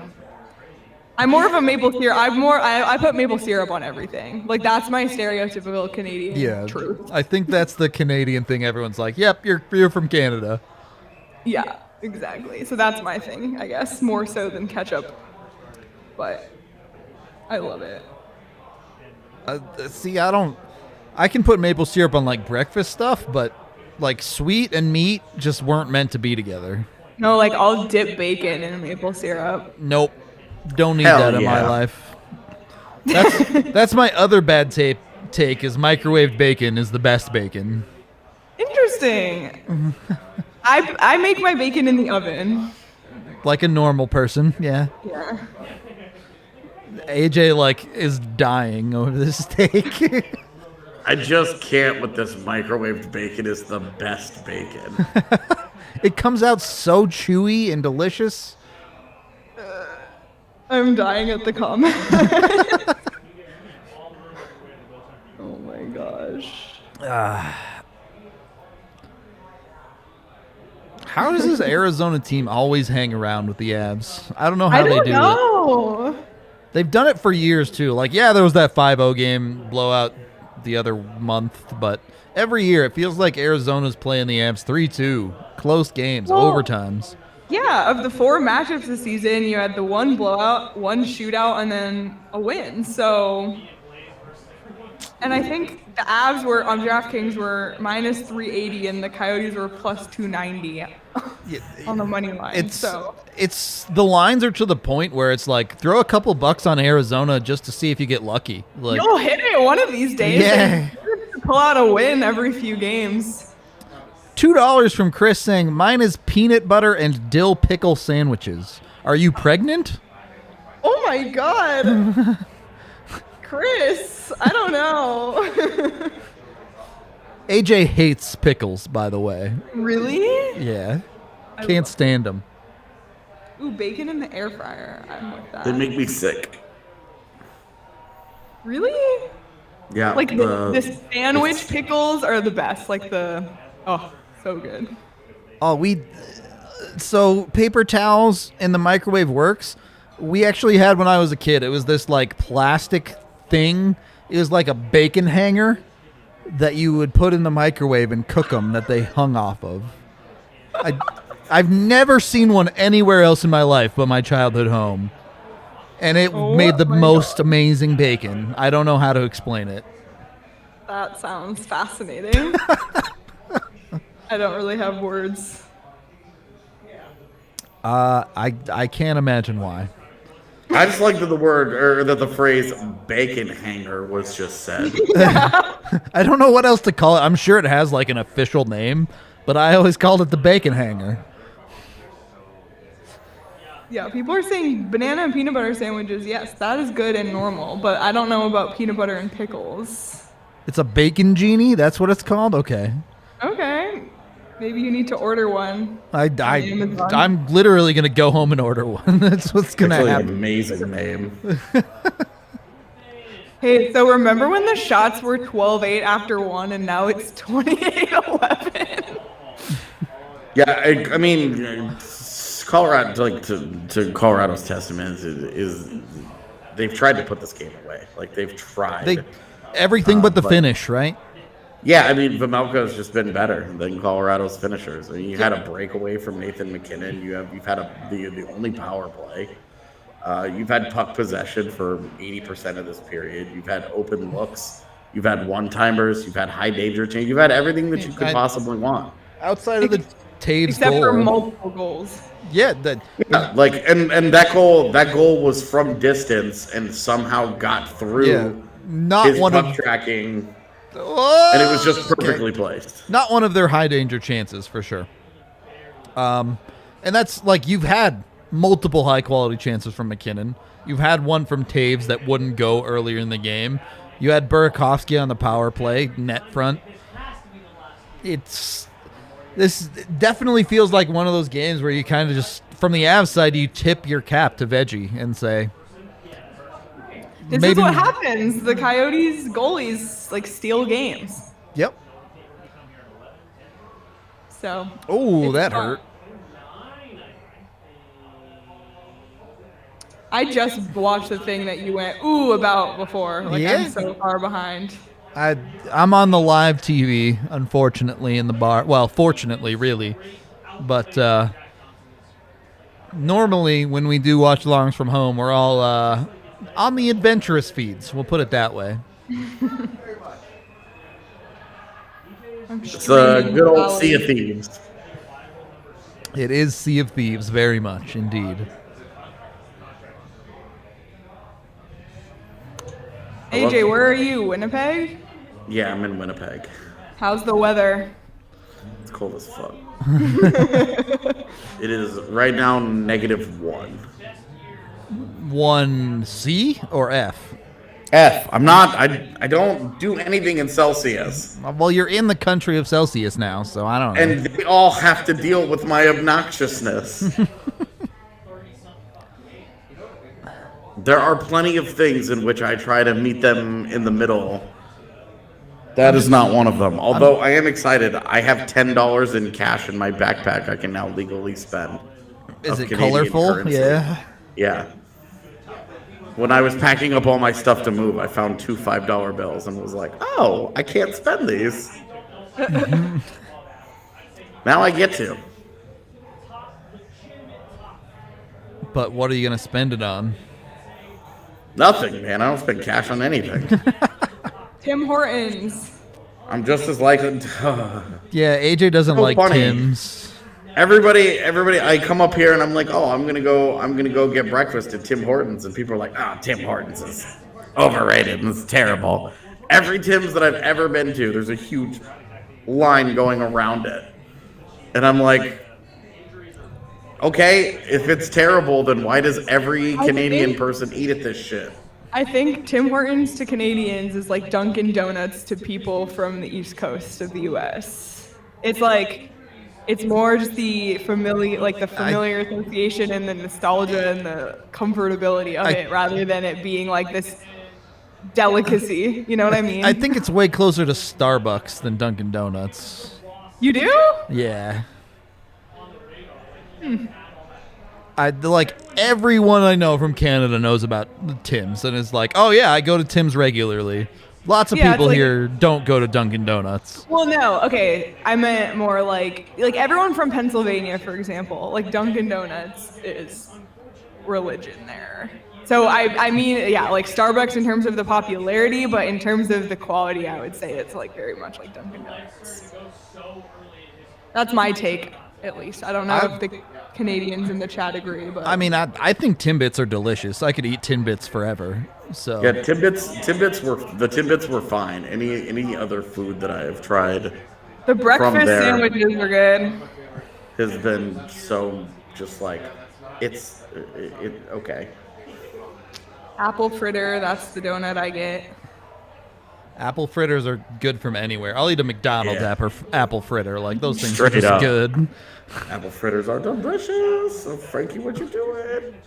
Yeah, he kind of went full YOLO there for sure. Yeah, what the heck? Look, he saw whoever it was get a goal in the Eagles the other night, and he's feeling frisky. All right. Oh yeah, I thought Yeah. there was a goalie goal. Yeah. It was a good one too. It was a legit goalie goal. He fired that thing from behind the net. Like, Yeah.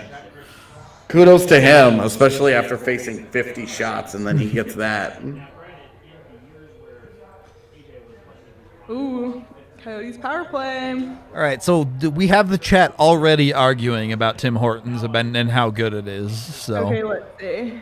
it's clearly up for debate.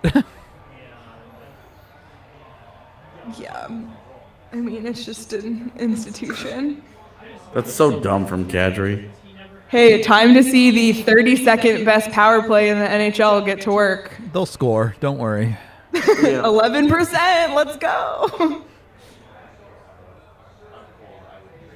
The Avs PK has actually been better of late, but it was really bad for a minute 21st. there. 21st. That's not great for the best team in the NHL. It was like It was 29th. 31st. Yeah, it was really bad for a while. That's crazy. Yep. On January 14th, it was 31st in the NHL.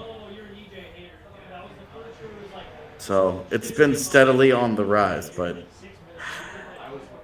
Anywhere was up from where it was. So it was so brutally bad. that's such a bad. It wasn't even that they were getting scored on. It was like that they were getting easily scored on in like 30 seconds. Yep, they would just get dunked every single time. Man, sub 12. It's not sub 10, I guess, like the Ducks had last year. That shit was ridiculous. Worst power play in NHL history. Yeah.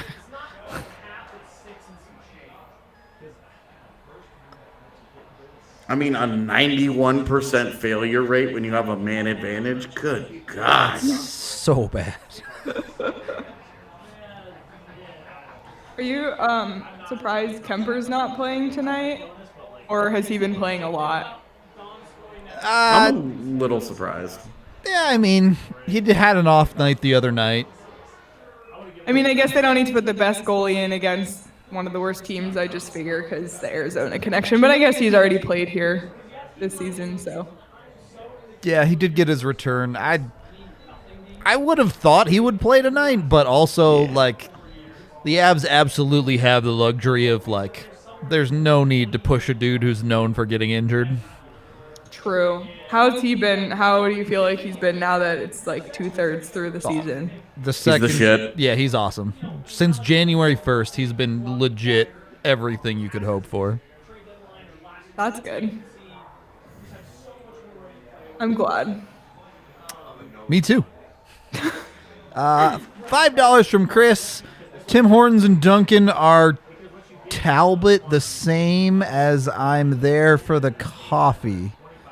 And also Starbucks coffee is booty. I don't know what you were trying to say there, but He meant about. About. Okay, got it. Are about the same. I see. I genuinely don't really like any of the like designer coffee stops. I've never been a big fan of any of them, so I'm probably the wrong judge of that, to be honest. What do you mean by designer coffee? Like Starbucks. Yeah. I don't love Starbucks coffee. Their lattes are decent, but it's not for me. Whoa, Jesus. Yeah.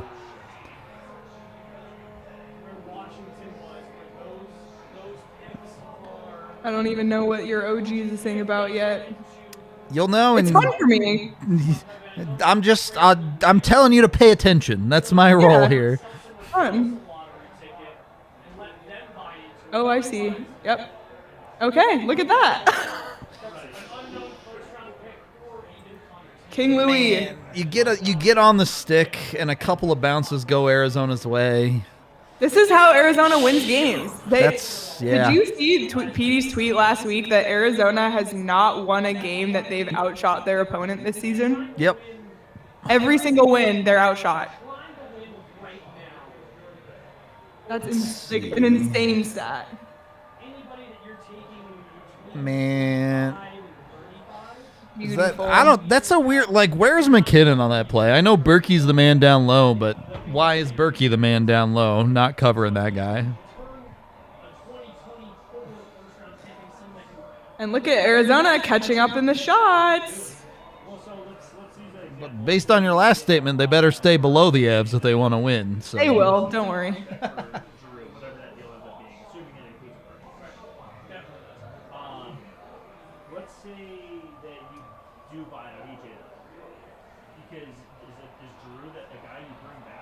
Well, this is the last game for the Avs against the Coyotes this year, so we can't do any more jinxing after this. True.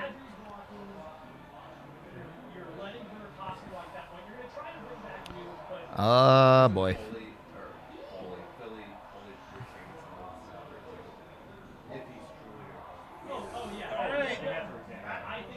This is just so lazy, man. I know, but traditionally over the last 2 months, we've seen the Avs be lazy asses and then turn it up in the third period and do the thing. So I mean, it's not even that they haven't turned it up this period, because they have. They're just For stretches, but not the whole period, right? I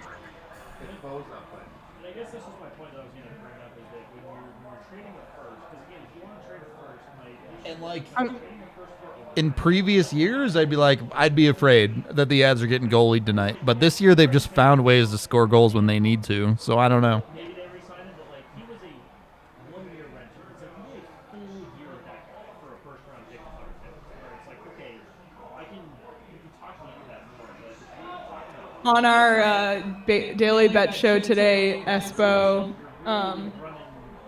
who is on our Sun show and our head of content, he bet that the over 6.5 goals just for the Avs, and I said, Espo, you don't know that the Coyotes have been pretty good against the Avs this year, or at least kept it close. Like, I don't know if I like that bet, and I was right so far. Yeah, we had some bets taking the over 6.5 total in this game, but it doesn't even look like that's going to come close. $2 from Banks. Did AJ move to Canada land just for the next 2 months? 2 months? More or less. yeah. I'm jealous. Yeah, I got here on the 28th of February, and I'll leave on the last day of April. Something like that, yeah. I'm going to Toronto in April. I'm very excited. Yeah, I guess Arizona coverage has April off, eh? Or May off, rather. Yeah, May. I'm going to miss a couple games, but I needed to get in there because I haven't been in so long to see my family and stuff. You gotta go when you can. Exactly. Okay, so they didn't end the period. The Coyotes didn't end the period as down in shots as it seemed like it was going. So once again, we got a tie game. Yeah, it felt a little classic Avs where they came out, dominated the first half of the period, acted like they were up 3-0 when they were up 1-0, and now it's a tie game. There's a fire at Ball Arena. There's a fire at Ball Arena. One of the concession stands is on fire. What? What? What? Are the Nuggets playing right now? There's a concert. that's a tire fire. Oh, there's a concert. Okay, great. So Ball Arena's going to burn down, and then the Avs can play in a college building too. Woo! What? Are you excited for that? Are you guys like disappointed in that? What's the vibe in Arizona about it? So it's split, I think. So I personally am really excited. I think the atmosphere is going to be incredible. I think going to the game is going to be incredible. The fear that a lot of people have, especially the season ticket holders, are just the cost and the accessibility of being able to afford to go. Right now, it's very affordable to go to a Coyotes game, but we've heard from a lot of season ticket holders who are very fearful that their price is going to go up by a lot and that they're not going to be able to afford to go. And that even just the casual fan, like I have a lot of friends here who it's so easy to go to a Coyotes game because you can just sit in the upper bowl for so cheap. It's just like a fun thing to do on a weeknight. Will that still be accessible to people? I'm not sure. You would hope that given the fact there's a bleacher section, they can sell those cheap seats for less, but also they're going to have to make up all the lost revenue. So who knows what's going to happen. But I personally, for the atmosphere and I don't mind that it's a college building, and I think it's going to be really fun, but I get the concerns with the tickets. All right. Fair enough. And it's in Tempe, which is just closer to everyone. Are the expectations that the Tempe arena deal is going to go through for like 3 years down the line, or? Well, it's funny. We were talking about this today, Craig, Petey, and I, because the earliest they'll vote is April on it, but there's also an election happening that if council seats change, there'll be new people in the council by July, and there's a chance that they might not vote till then.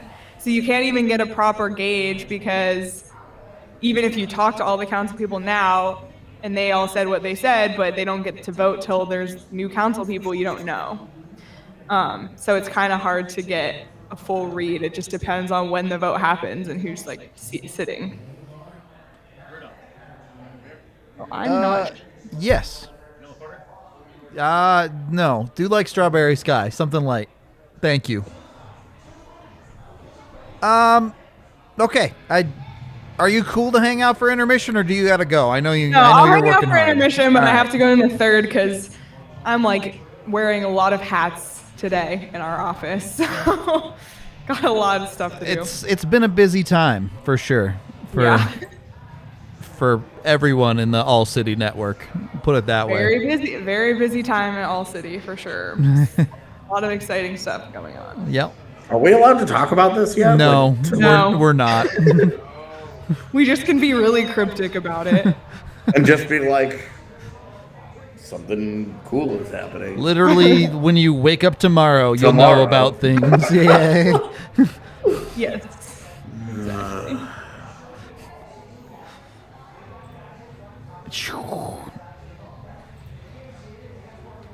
Well, that's fun.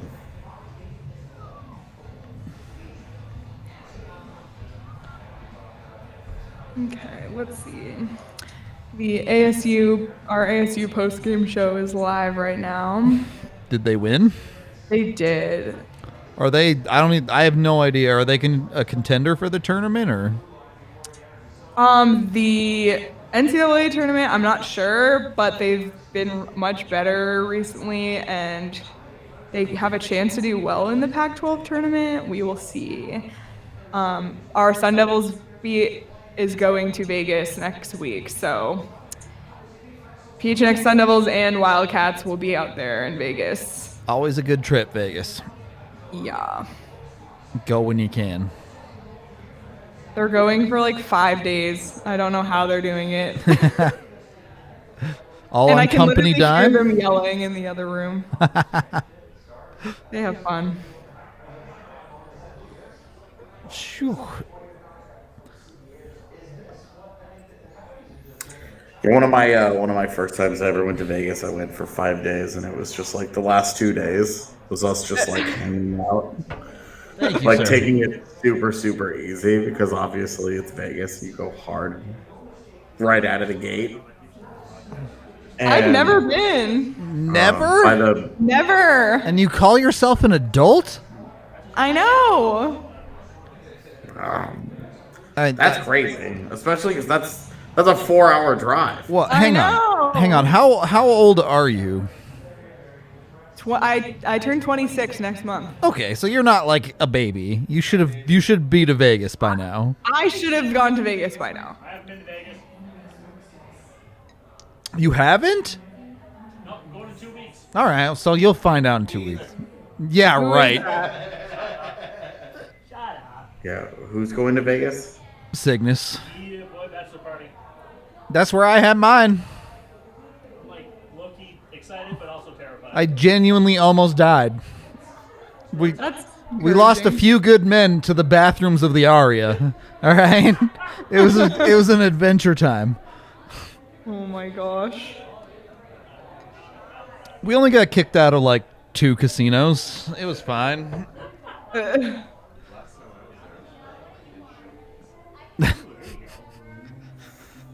Whew. Vegas be like that though. Everybody's got a story. Oh yeah, no doubt about that. Everybody's been kicked out of something for doing something because they had way too much of something else. All of those are accurate statements. It's a I great wanna go time. to Like a- it's I really want to go to a It's- Golden Knights game in Vegas. T-Mobile They're Arena fun. is awesome. It's genuinely They're- awesome yeah, building. they're fun. They're very Vegas. The casino noises and the showmanship and just literally the glittery nonsense that takes place in that building. It's a lot. It's a lot. Might as well embrace it though. Oh, it's a great time. I have loved every experience that I've had watching pro hockey in Vegas, whether or not I remember most of it or not. Yeah, when does the golden fish eyes or whatever they're called start up, AJ? The cold eyes, probably May. I Okay, so haven't you'll be actually checked gone. it Yeah. carefully. Yeah. I'll be back in time to see him in the summer. There you go.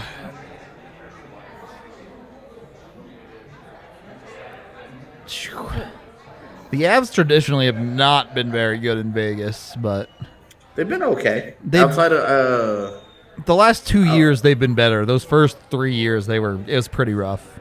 yeah, the first road game I ever worked was their first game in Vegas, and they lost 7-0 on Nevada Day. Yikes. Changed the course of both my life and the Avs history. Because that was the next day is when they played in Chicago, or they played in Denver the next day against Chicago, and that was when they put the three-headed monster together full time, and they destroyed the Blackhawks that day. And so it was forevermore. Yeah, Sven Andrighetto next to Rantanen and McKinnon died in the 7-0 Vegas blowout.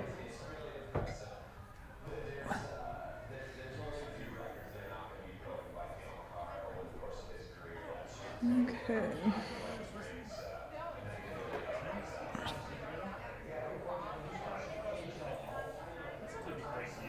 Montreal's only down by 1 at the end of 2.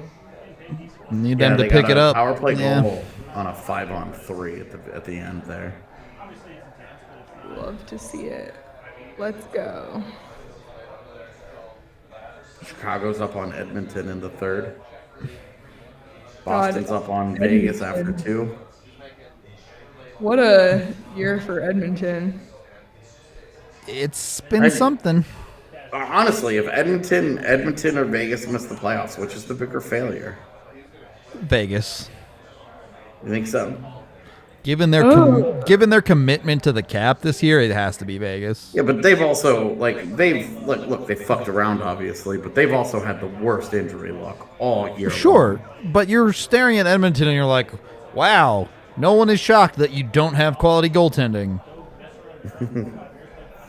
I just think that anytime you miss the postseason when you have the best player in the game, it's such an unbelievable failure. I hear you. The fact that they're being propped up because the division is so horrible. Otherwise, because any other division, in any they're other not division, close. Would they Yeah, even be close? Yeah, they're not even close. but I hear you. But I also look at the rest of their roster and I go, oh, they have McDavid and Draisaitl and Nuge, and then they suck. Their defense is overrated as hell. They're paying Darnell Nurse way too much money. They're just not that good of a hockey team. They have 2 really good players, and that's the end of it. That's what scares me, because I just don't want the Coyotes to go that route and draft superstars and then not have any of the other pieces and be like Edmonton. Yeah, that's the fear for sure. That's the example of what not to do. Yeah, at least, Oilers fans obviously don't think of it this way, but at least they get to watch Connor McDavid and Leon Draisaitl every day. True, there's something fun there. You're I understand that that's a double-edged sword, but you are getting to watch special hockey players on a regular basis. I would take that over Clayton Keller and Lawson Cross. Me too. Yeah. I'm gonna BRB for a minute, chat. You know how it is, walnut bladder and all. Yeah, it's that time. It's been more than an hour. Rudo's gotta go.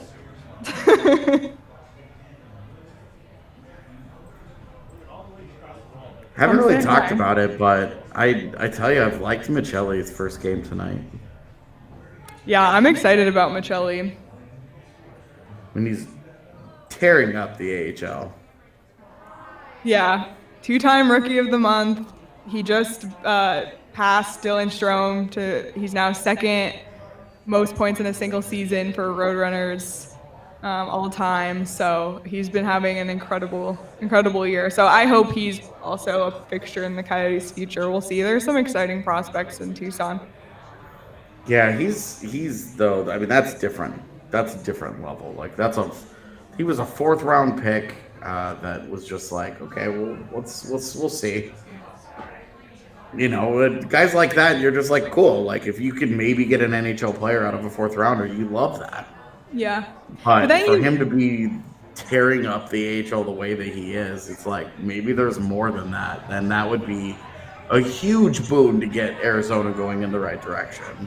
Yeah, and then you look at a player this year for the Coyotes like Dyson Mayo, who's been on the Roadrunners since they became a team, I think 6 years ago now, and he just this year got his chance with the Coyotes and has now played like pretty much every game since he's been called up, and he's not like an elite defenseman like on the level of Makar or Taves, but he's providing what needs to be provided for this team. So stories like that are really cool to me to see players. And like you look at Connor Garland and Michael Bunting and what they've achieved. So, I cheer for stories like that.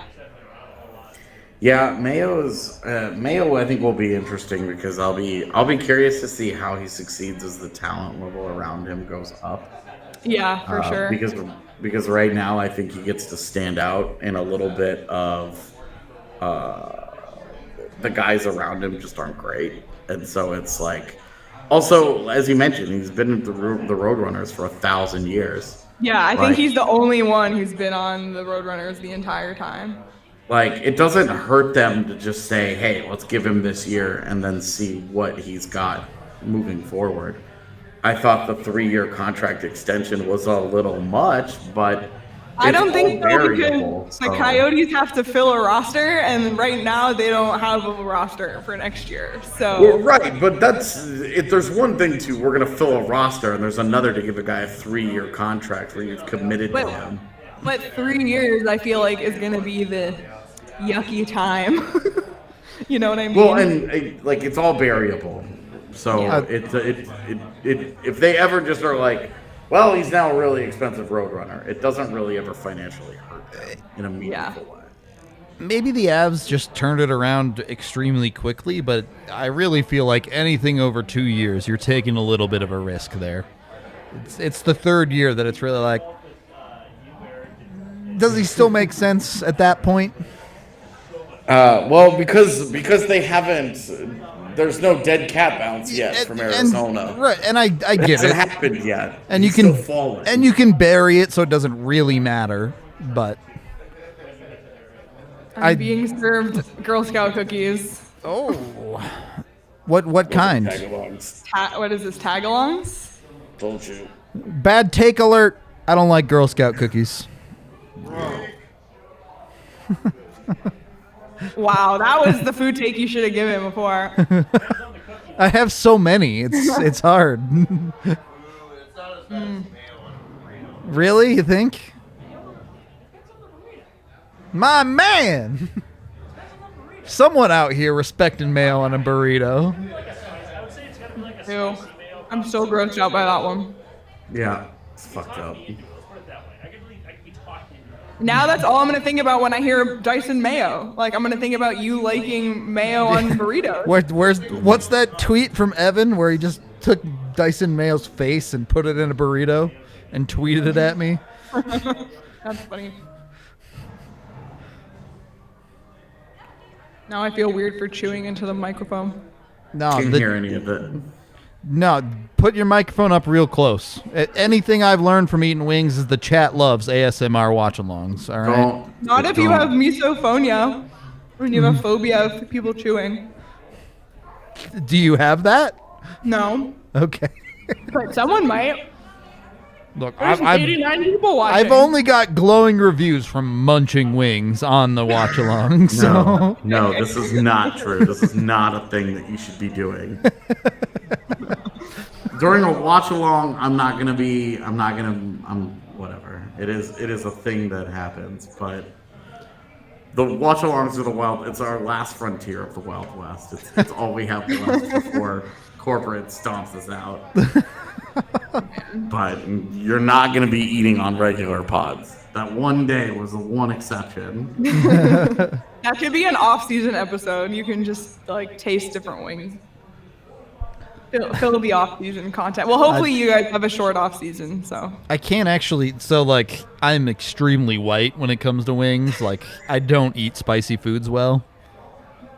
Okay. But.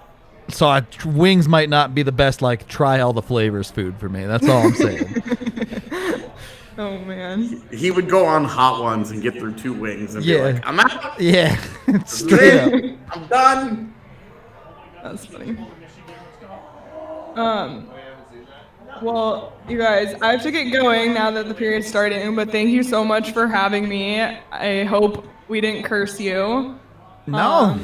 Thank you for coming on. We're gonna try and make it out to the bar soon. Hopefully, maybe even during the playoffs would be fun. So We've put this offer on the table, but you're actually in production over there. Hit us up. Any draft show you ever want, we got you. oh, 100%, we're down. So we'll be chatting, I'm sure. Yeah, looking forward to it. Thank you for joining us for all of this. I know you got a ton of work, so tell the people where they can find you on Twitter and get out of here. Yeah. So you can follow me at Leah Merrill on Twitter and follow at PHNX Coyotes on Twitter as well. And if you're interested in any Arizona sports, PHNX Sports across all socials is where you can find it all. So a lot of fun stuff happening over here. The Suns are like our Avs, I guess. Like the team that's having the most success and the most chance to win it all this year. So a lot of fun stuff happening here. There you go. Go check out PHNX. Thank you. Appreciate it. Thank you guys. Appreciate it. Have fun. Bye. All right. Avs power play to kick off the period. Honestly, dude, kill McCarr, dude. Show me something, dog. You're waiting for him to actually finish one. It's been a minute now. He does dope shit, but he's got to score. Foot and a half poker play. Let's go. Excuse me. That was something else from Blaze. Yeah, you're feeling that? I was not feeling whatever his attempt at the Yeah, exactly. I don't know what to call it, but the air horn. It's just called the air horn. Ooh, nice little cut move. Dude, imagine if this team could finish. His last goal, Cale Makar's last goal. Any guesses how long it's been? I believe it's 18 games. I don't know how many games. Oh, I don't know then. January 28th. Oh my God, Landy. Right? Imagine if this team could finish. What the fuck are you doing, Miko?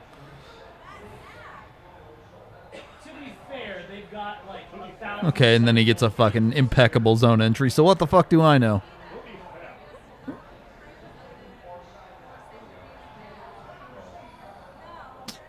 Got a decent rebound, but nobody there, man.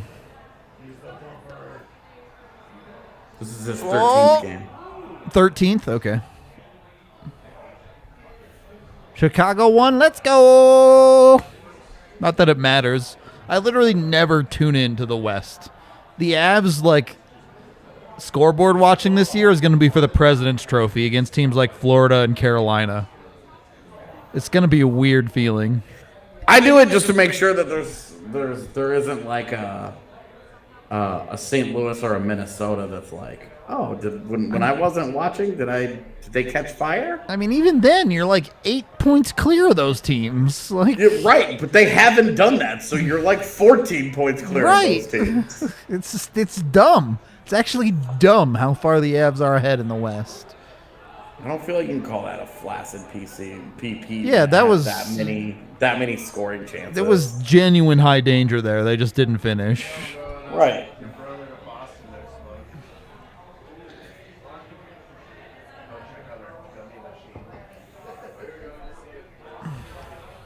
Okay, Nui, that's not good.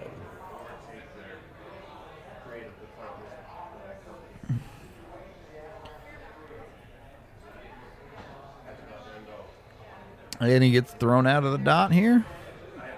No, they left him in. Okay, and he lost it. Great. Really good sequence.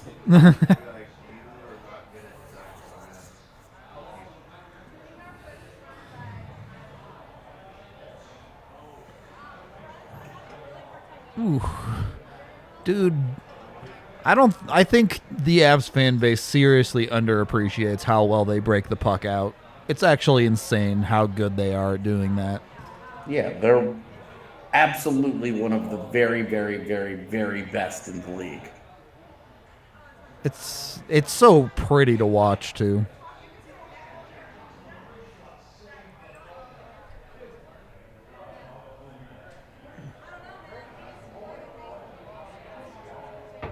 The Burkhoff, you just like, fuck it. Send it. Yeah, like, I'm 2 feet behind the red line. I'm firing this thing. So, who fills the hot seat, AJ? Dude, was that ever some interesting news? Like Right? 2 weeks before the season starts? Yeah, no kidding. Yeah, I don't know. I don't know enough about. How the foster system works in that. Yeah, like I don't know anybody that's like in it or how like any of those relationships work. That's a part of the sport that is totally foreign to me. Same. I'm gonna eat a rice cake. What? Oh, Gio's a test, so it could just be Gio? Okay. Oh, really? Yeah, Boring. I agree. I mean, it will be nice knowing that last place is no longer a guy that doesn't belong. Agreed. It's not some dude that's just spinning around turn 3 every game. Are those rice cakes? My man. I just said I'm gonna eat a rice cake. Oh, I didn't hear you. My bad. It looks like it's probably like one of the brown sugar ones, though. Caramel chocolate. That might be worse. Yeah, the options were limited at the store, Fair enough. and so I was like, I think the most recent season of Drive to Survive drops either this weekend Yeah, or just dropped. it should be like right around now. That's when it does, but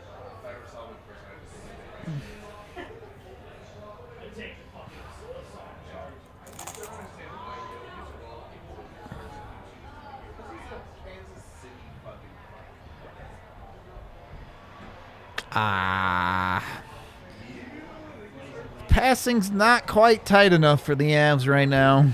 Not that they're not generating chances, it's just not quite connecting the way you want it to.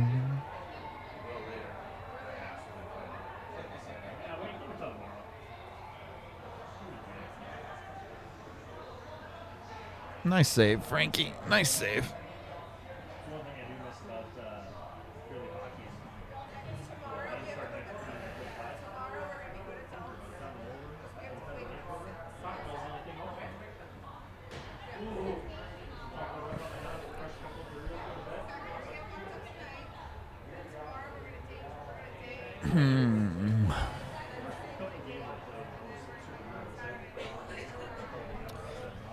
That stuff's crazy to me.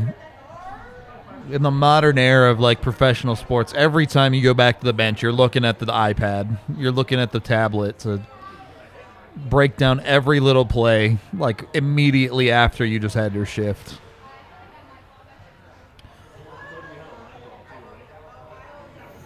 Yeah, and I mean, like, that's still newish technology. That's just the last couple of years. Yeah, last 5-6 years, you're really talking about that gaining Yeah. popularity, but it's just insane to me that professional athletes, oh boy, here we go. Professional athletes do so much work that is like so much further beyond what it used to be.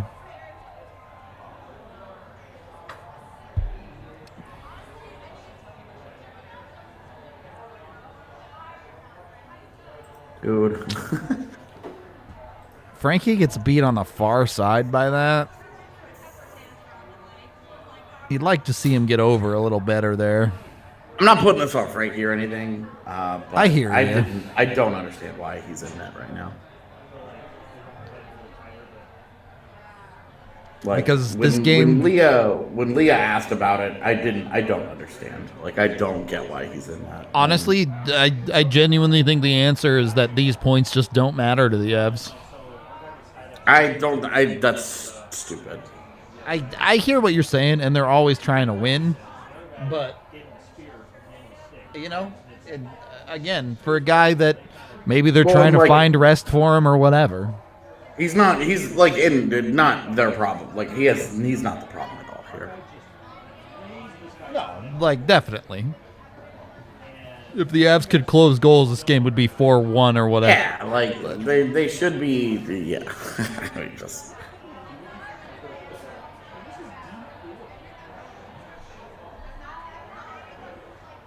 All right.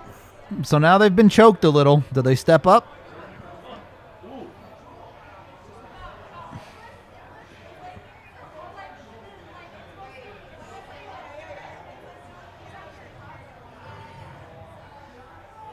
I mean, we can talk about how this is over, that's over, and this is done, and that's done, and like these points don't matter, blah blah. But they do. Like they 84 points is not going to get them into the postseason. Yeah, but you also know they're not going to end the season with 84 points. Well, then they need to do something to make sure that that's the case. And it's not the problem that they won't do something. It's the problem that they're testing the envelope right now. They're seeing how much they can actually get away with. This line of thinking is bullshit. Is this game worth Kemper getting hurt? Then why play him in any of the games in the last 20 games of the season? I don't think that's the line of thinking I would take, at least. It's a factor, but you're also looking at a guy where maybe he wants rest. Maybe he's got a nagging something. Like, you have no idea. Yeah, that's true.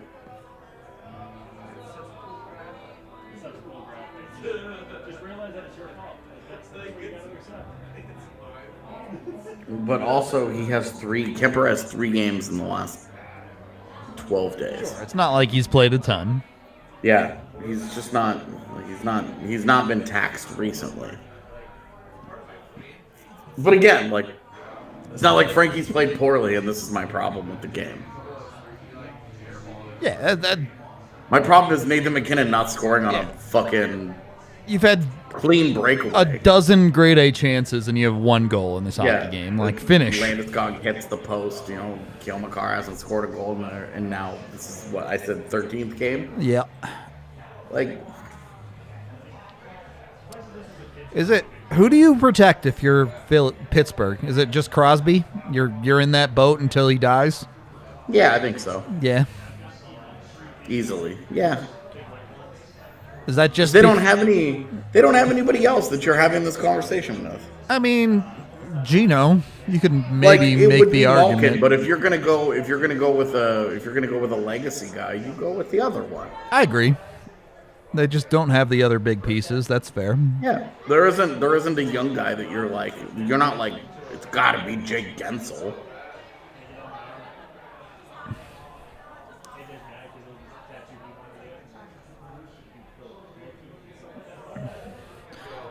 The Avs won the first game we had PHNX on for the watch along, just so you know.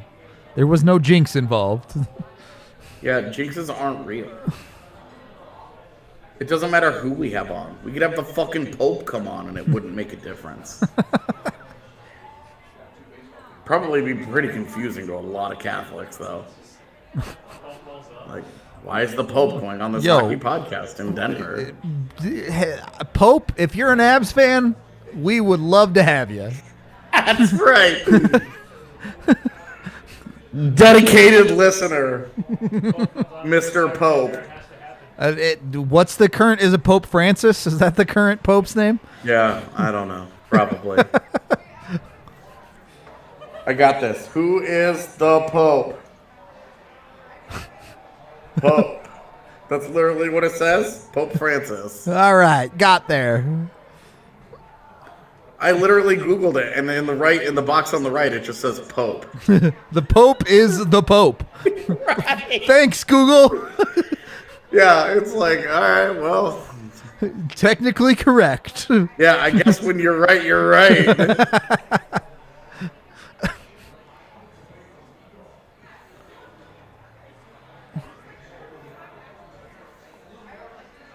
Oh, Jesus.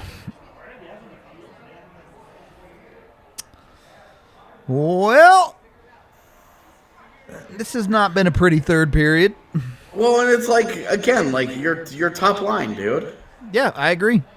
Who's out there? They're getting It's dunked your right top now. line. Get it out, you bums!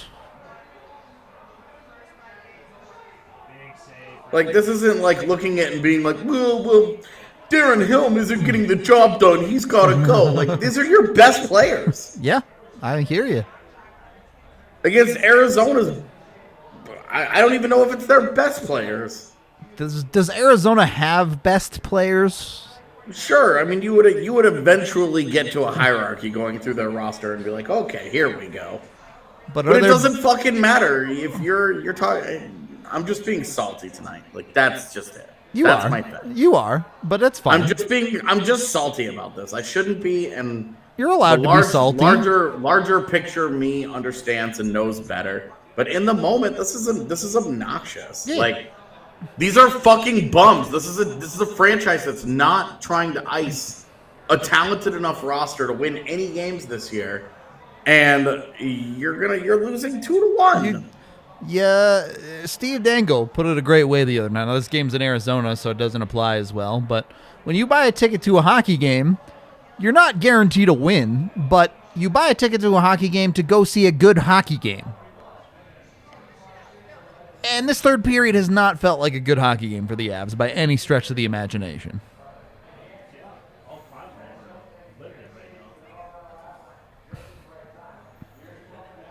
I'm just fucking annoyed. Like, it feels like so much of it feels like this regular season needs to end.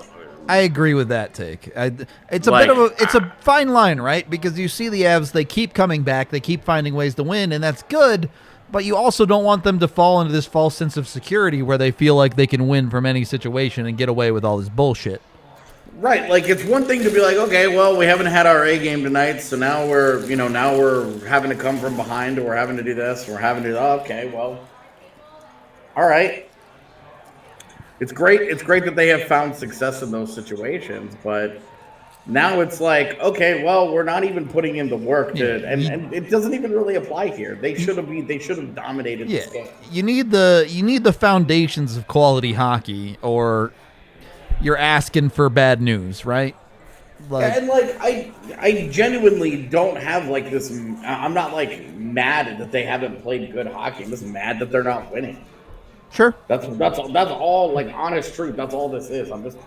I'm pissed off that we are 10 minutes from them losing again to Arizona. And I say again, like it's like a string of losses, but they're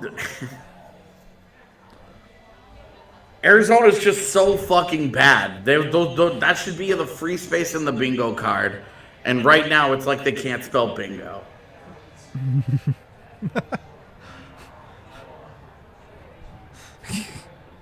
What was his name-o again? I don't have a bigger problem with this. The Avs coming into this game were 9-0-1 this year against the bottom 5 teams in the NHL. This isn't the Avs are playing down to their competition. They've fucking dominated these teams across the course of the year. Yeah, exactly. Like, it's not. This isn't any bigger. My frustration in the moment is not any bigger than I'm pissed off that they're losing this game right now.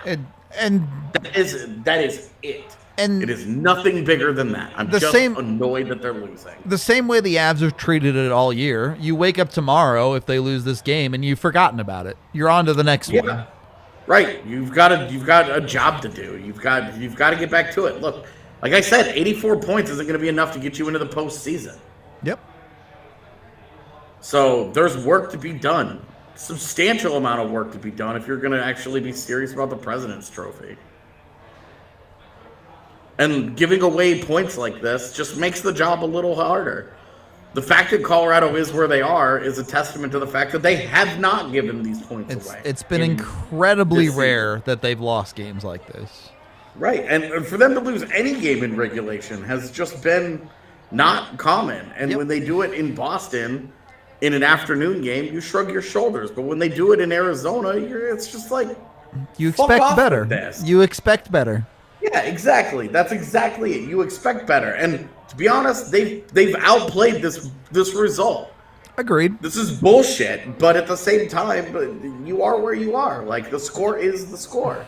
You got to find a way. Yeah, their goaltender has outplayed your goaltender.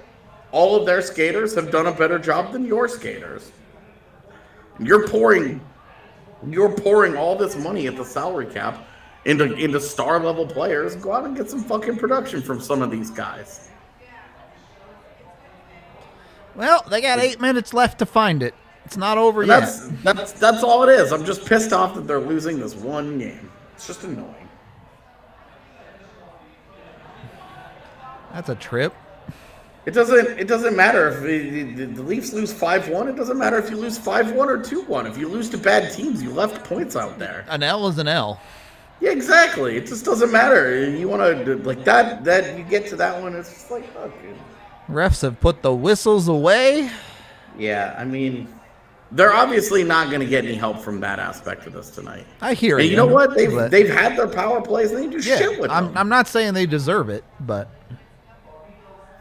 although it is, I mean, within a fucking 8-second span, you get one guy that gets tripped and another guy that gets held, and it's like, all right, well, this job's going to get a lot harder. maybe you shouldn't be trailing with 10 minutes left in the third. I'm just pissed off. That's all. Let it out, AJ. This is a therapy session, all right? Safe space. I get it. And it's like, it is frustrating. You see guys like Logan O'Connor who have completely fallen off the fucking map for 2 months. Did you guys see that fucking face-off drop? That is like the worst face-off I've seen from an NHL ref in a while.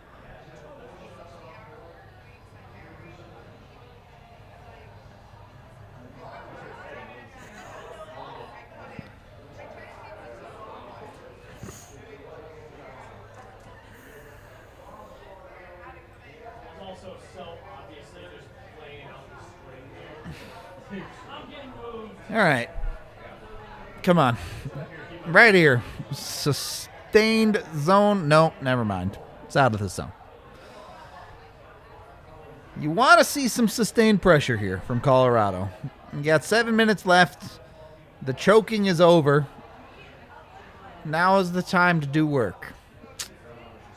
Come on. Come on.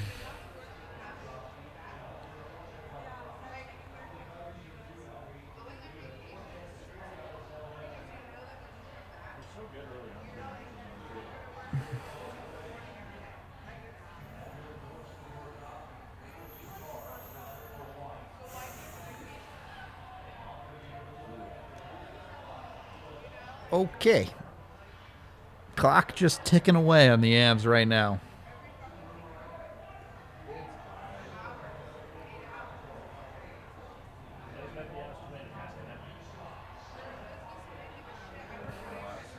I'm glad I'm not on this post-game pod. I'm be a salty motherfucker. Look, the Avs got to 40 wins, and they said they can take a day off. All right? It happens. Just straight up be like, I'm glad we're not talking about them tomorrow either. Why would you? Like, I'm glad we're gonna be talking about goalies tomorrow. We're gonna talk about other shit.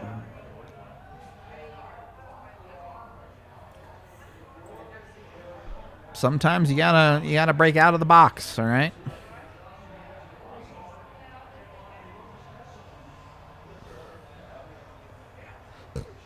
It really does. It feels like there's a lack of urgency for the Avs in this game. Well, and it just feels like so casual about all of this. Like they're able to show up and drop 35 shots on goal, and then they're gonna get out of town with a W, and you're just like, okay. But you have to actually get the W. Yeah, and it's like you're not in position to do any of this. And these are normal nights. Like this is how you know we've been spoiled by the Avs this year. Yep. This is a normal night in the NHL with a good team about to lose to a bad team. Yep. It really is not that uncommon of a thing by any where stretch. the bad team doesn't outplay the good team. It's not like that, but they get good goaltending and some pucks go in, and that's that. Exactly. And the thing, like, it just gets harder for Colorado because obviously, like, Arizona should be 2 points, but then, you know, you've got Calgary coming up. Okay, well, that's might be your biggest test out west. Yep. There's a couple games against Calgary and a game against Carolina, and those are the only real tests for this team in March. Well, and it's like, hey, you're going on an East Coast trip, which you never know how that's gonna go because it starts with a back-to-back at a desperate Islanders, sure, and New Jersey. Then you do go to Carolina, and then you get Calgary again, and then you have LA. Like, you're back at home against LA, and you're going against all these teams from the Pacific who need these points. You're going to be going against highly motivated teams the rest of the entire month. Then you have to go to Minnesota and to Calgary. Again, three games against the Flames all this month.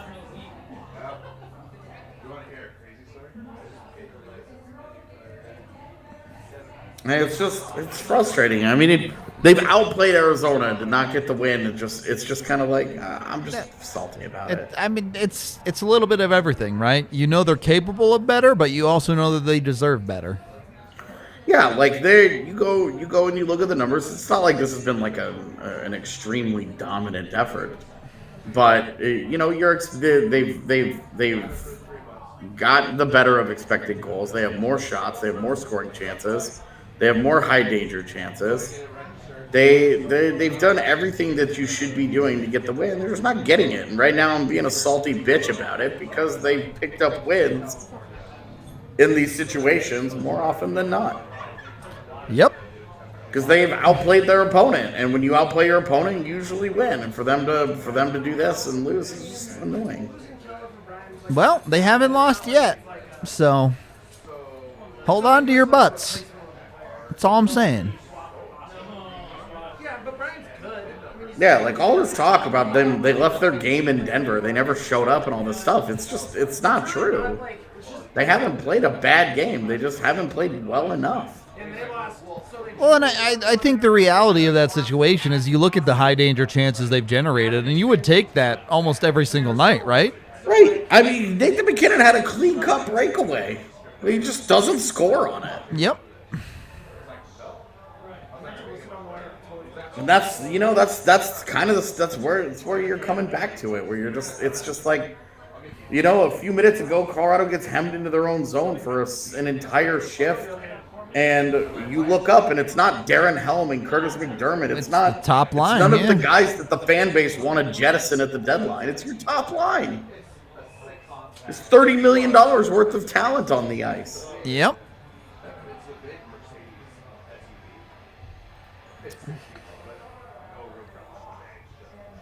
And I keep talking like the game's already over because it just has. It feels like it. It feels like it. It feels like last year's Avs so much, where like, all right, they might get some shots on goal. Like, that's not a dangerous shift from your top line. That's not scary.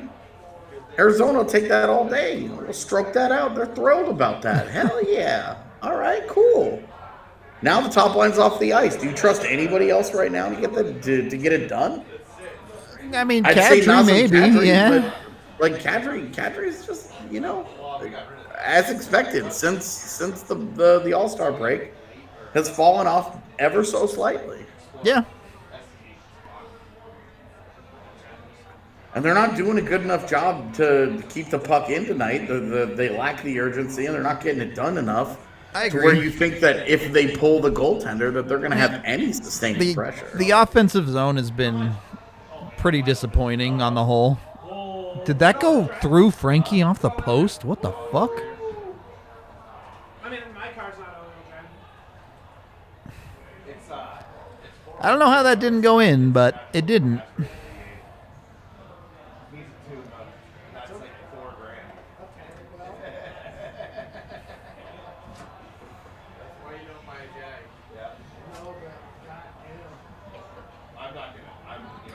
All right, another top line shift. What you got? Yeah, you're going to get an Anton Strawman empty net goal or some bullshit. Sounds about right. Someone's first of the year or something. Oh, Michelli's making his NHL debut. There it is. You go. There it is. early 2000s yellow boxer that he takes out all the time. Yeah, McKinnon skates immediately into trouble and loses the puck. And just to go cruise up to like wine country or some shit. And it'll sit for 2-3 months at a time.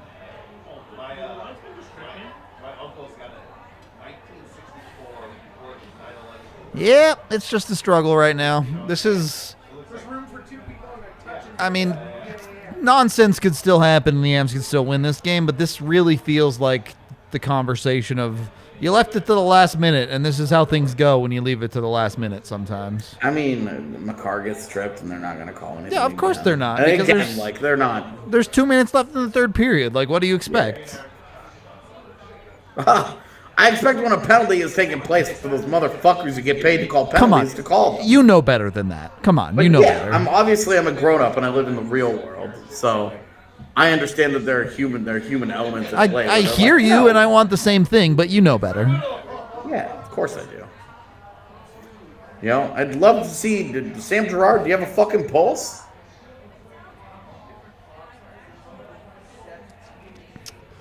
They haven't even managed to pull Frankie yet. Brutal.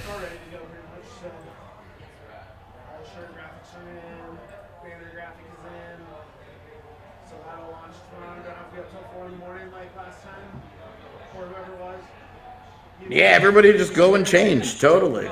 Yeah. Get off the ice. Just hope that this goes well. Just hope that you have a whole minute to set everything up the way It's that so you want. sketchy right now. It really is so sketchy.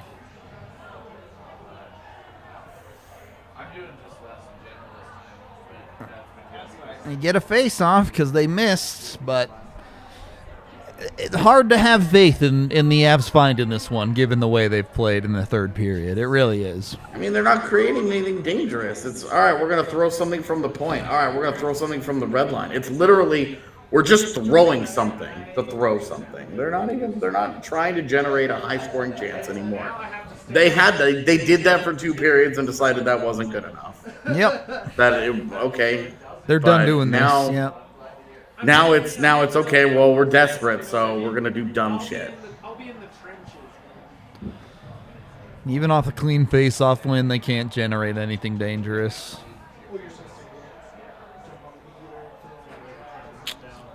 Yep. This feels a lot more like the hockey that I know. The Avs have kind of defied the rules of hockey where they keep pulling off these nonsense comebacks and all this bullshit. This feels a lot more normal. I mean, why is Kell not even on the wall covering that? I don't know.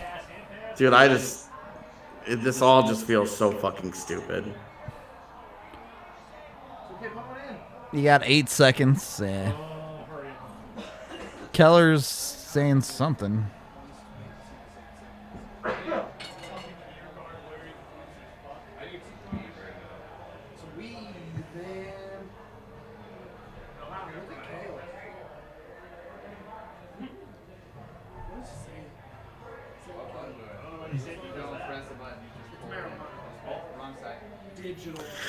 Okay, well, I'm done for the night. This is easy enough. Yeah. Oh, this is just me being a salty motherfucker. That's all this is.